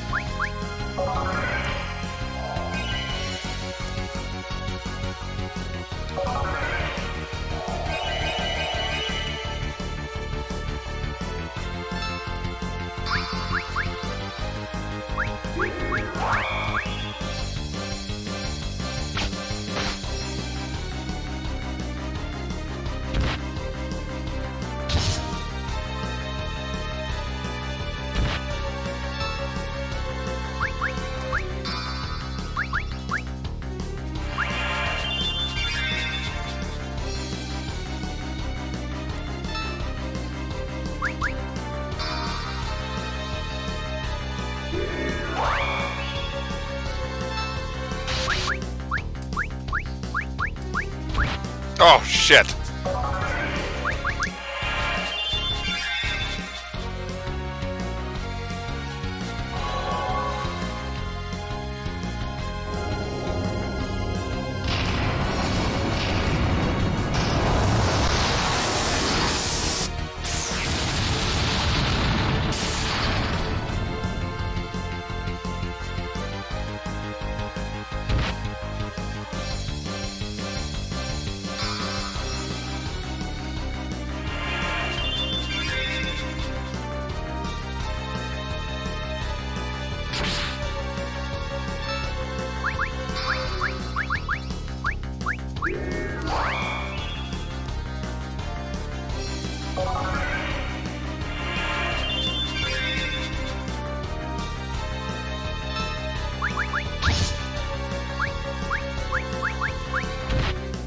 Come on!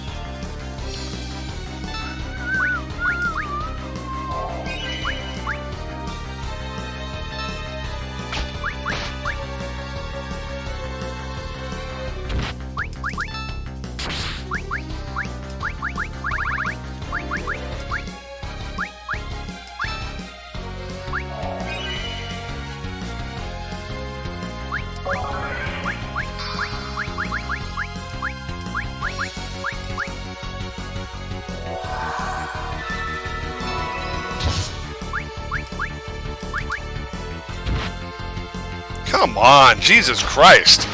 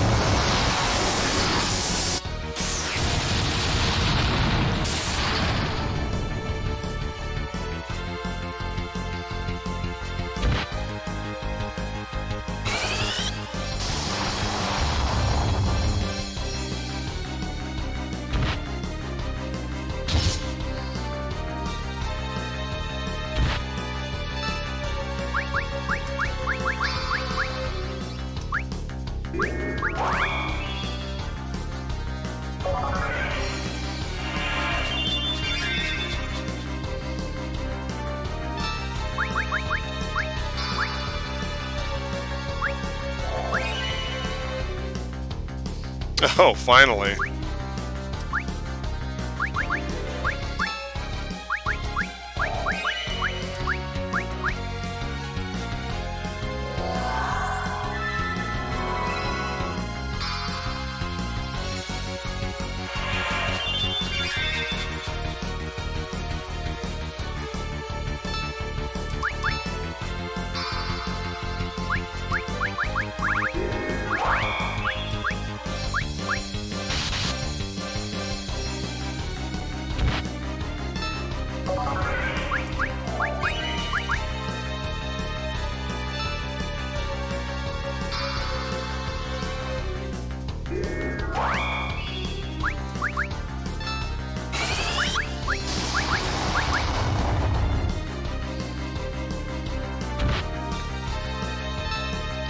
I've lost count of how many rounds this has gone.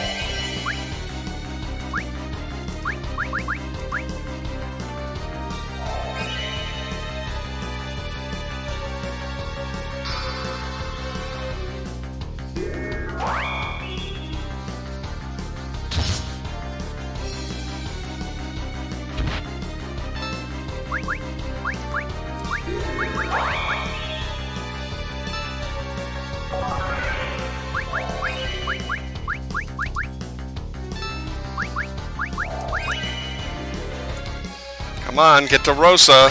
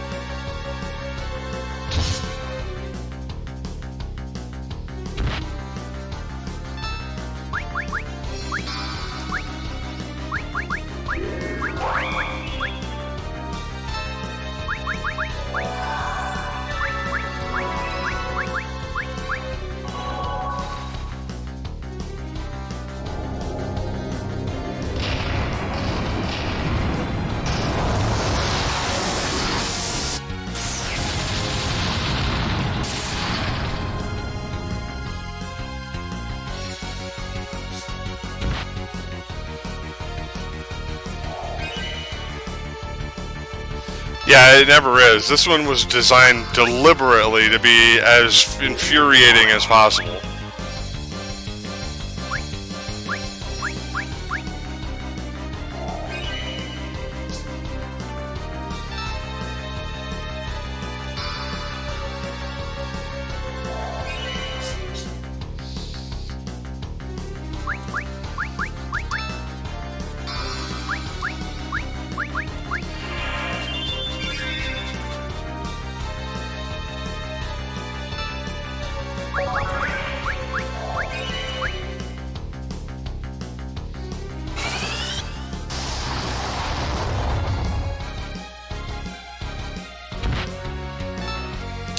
I don't really know why.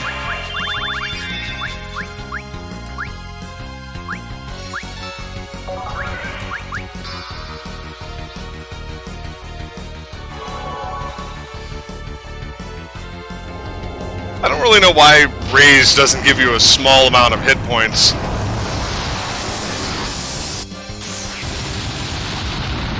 If you don't need it, you know?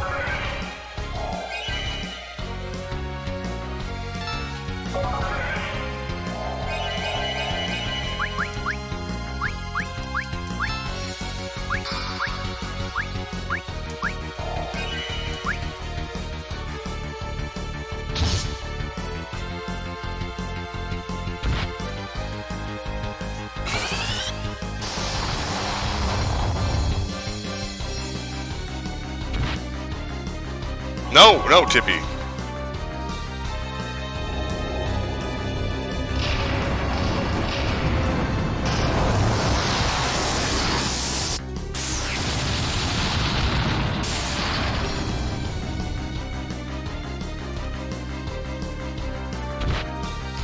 I have no idea if we're getting even remotely close.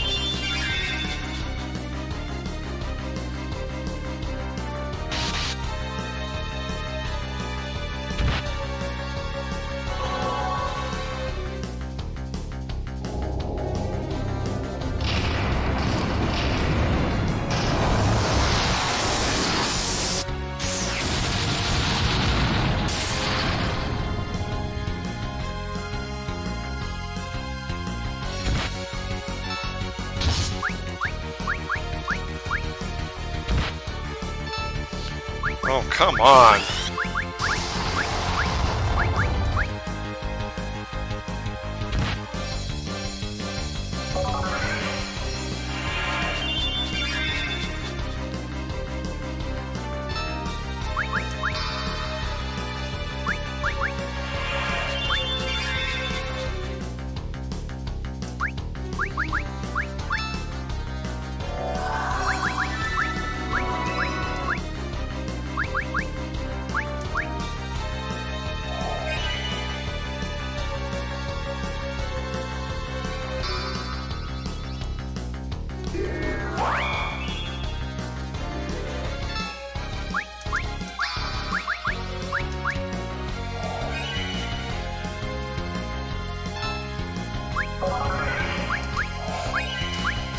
This is like the worst RNG I've ever seen. It has only hit a person that genuinely needed a major cure.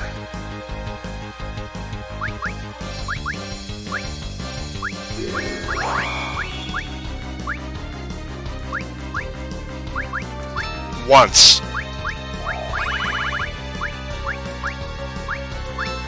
In this entire battle.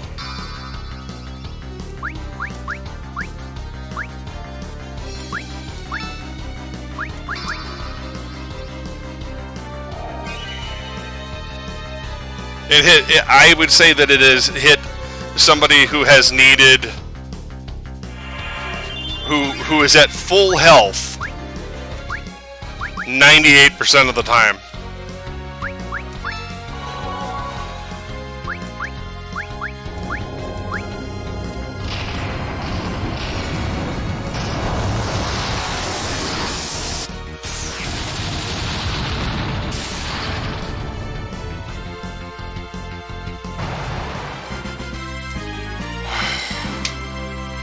And everybody was standing at the end of the battle.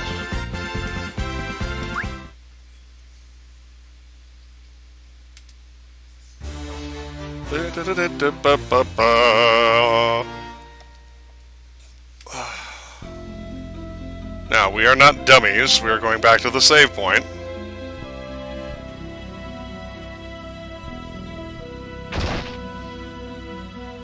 Also feel like I should buy more Phoenix Downs.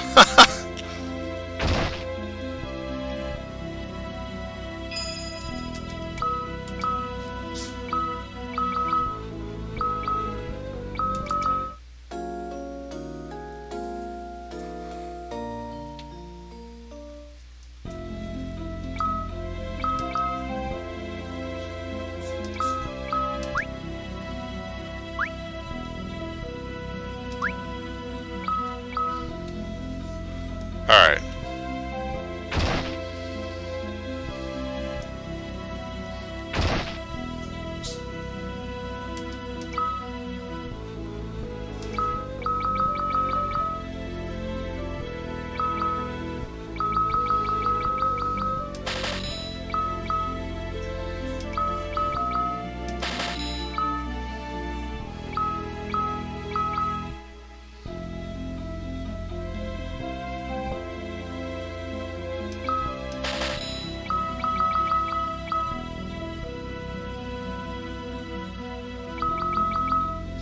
See, and of course you can't buy X potions and elixirs until you get to the moon.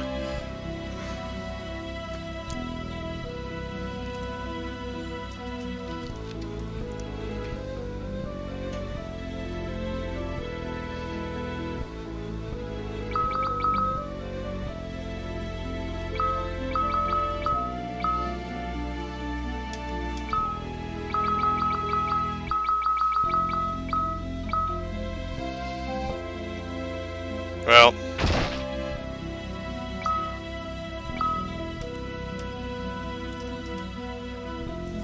Leviathan is going to be a little different.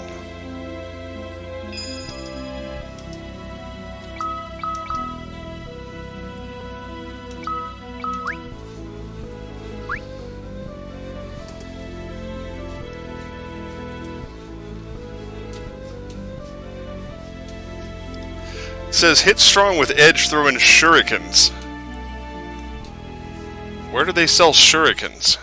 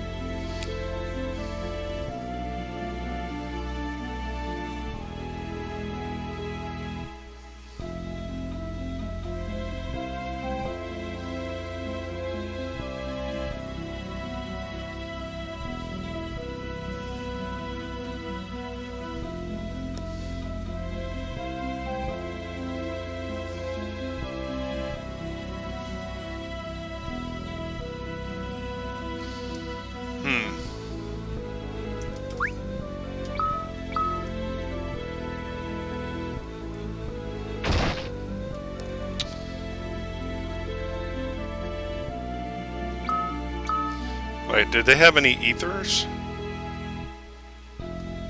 at the shop?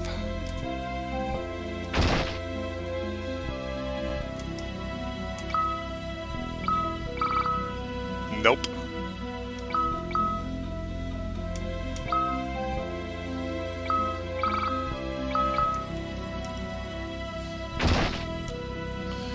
Guess we'll just have to make do.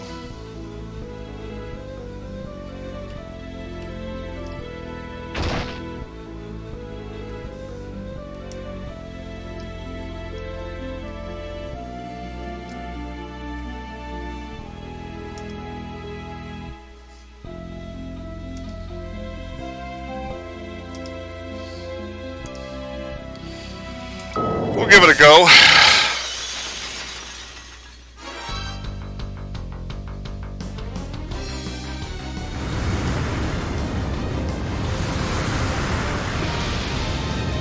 Alright.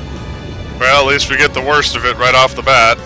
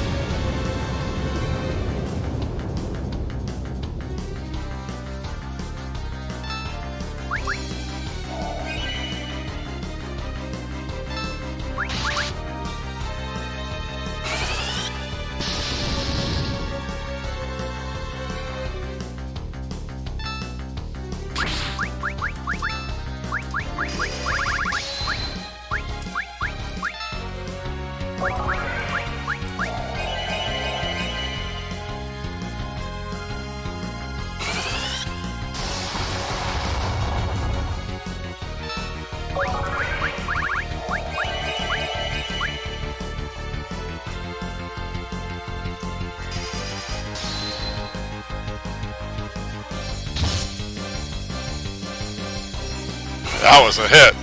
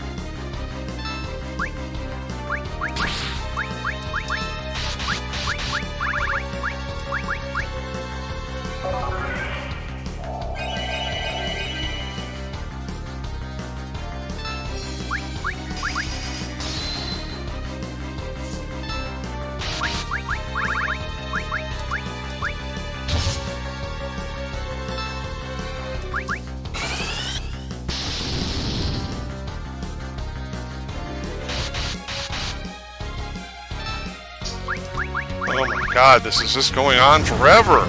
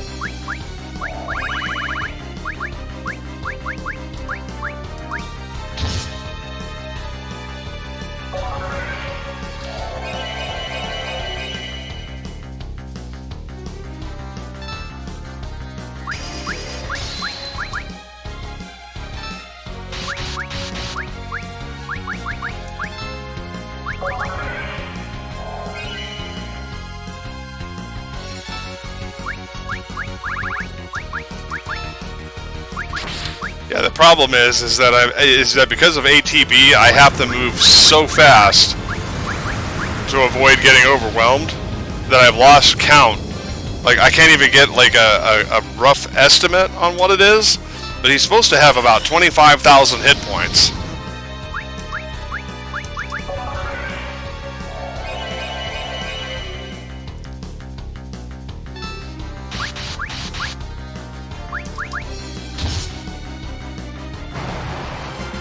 Thank God.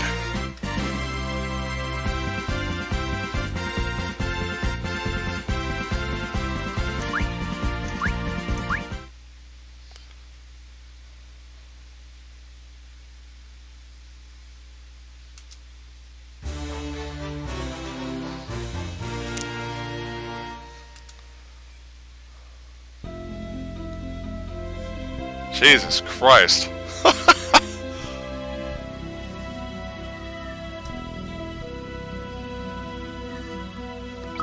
And we went up a few levels, so...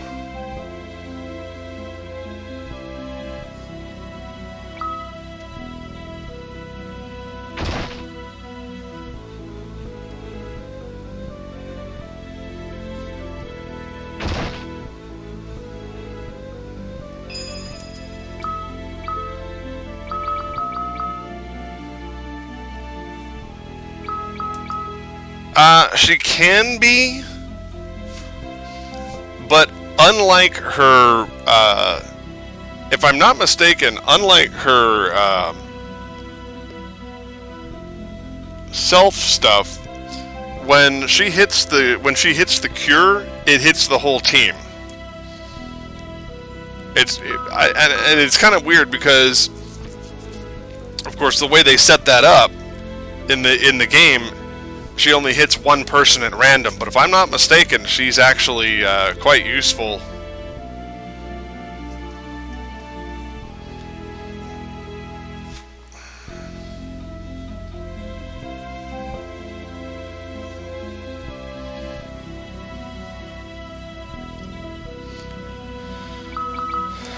I could be, I don't know.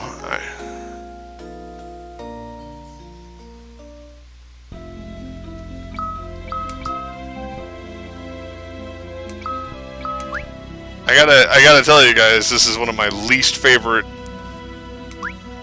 sets of battles in Final Fantasy IV. That's for damn sure.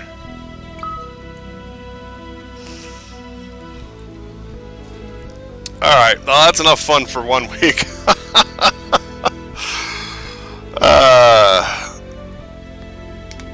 I got a few more things to go collect in the Sylph Cave that I think will make things a little easier for us.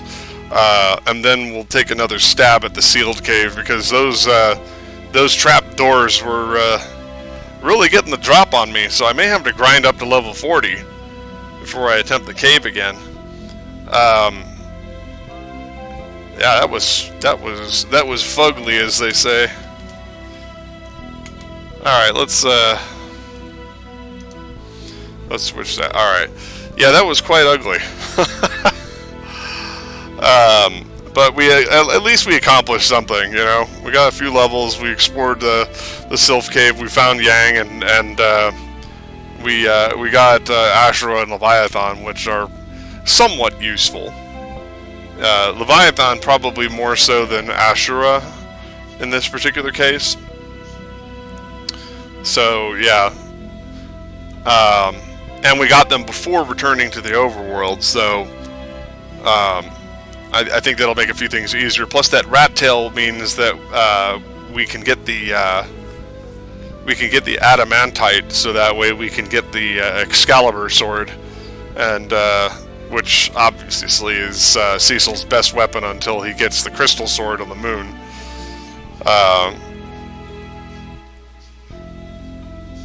But yeah, so all in all, I think we had a pretty good session. I would have liked to have made a little more story advancement, but you know, what are you going to do? Like I said, next week we'll attempt the sealed cave again and hopefully have a little more success. So, alright, so that's it for this week. Now, next week I will, of course, tomorrow I will be doing Max Mobile Mayhem on Facebook, and Saturday we'll have Overwatch with Varius. We'll have our 4-hour session, and I'm gonna possibly try out my new machine. We'll see. Like I said, I've got new graphics cards in there, so it is at least working, and the frame rate's looking pretty good. So that's not too bad. But yeah, that's it for this week. So and of course, usual MS Saga on Sunday, and we will be starting Bayonetta for our Horror Sundays as our nighttime stream at 9 o'clock Mountain Standard Time. So be there, be square, and of course we'll keep you posted on what's going on in the coming week. Till then, I'm your host, Mac Paladin. Thanks for watching. Stay safe out there, kids.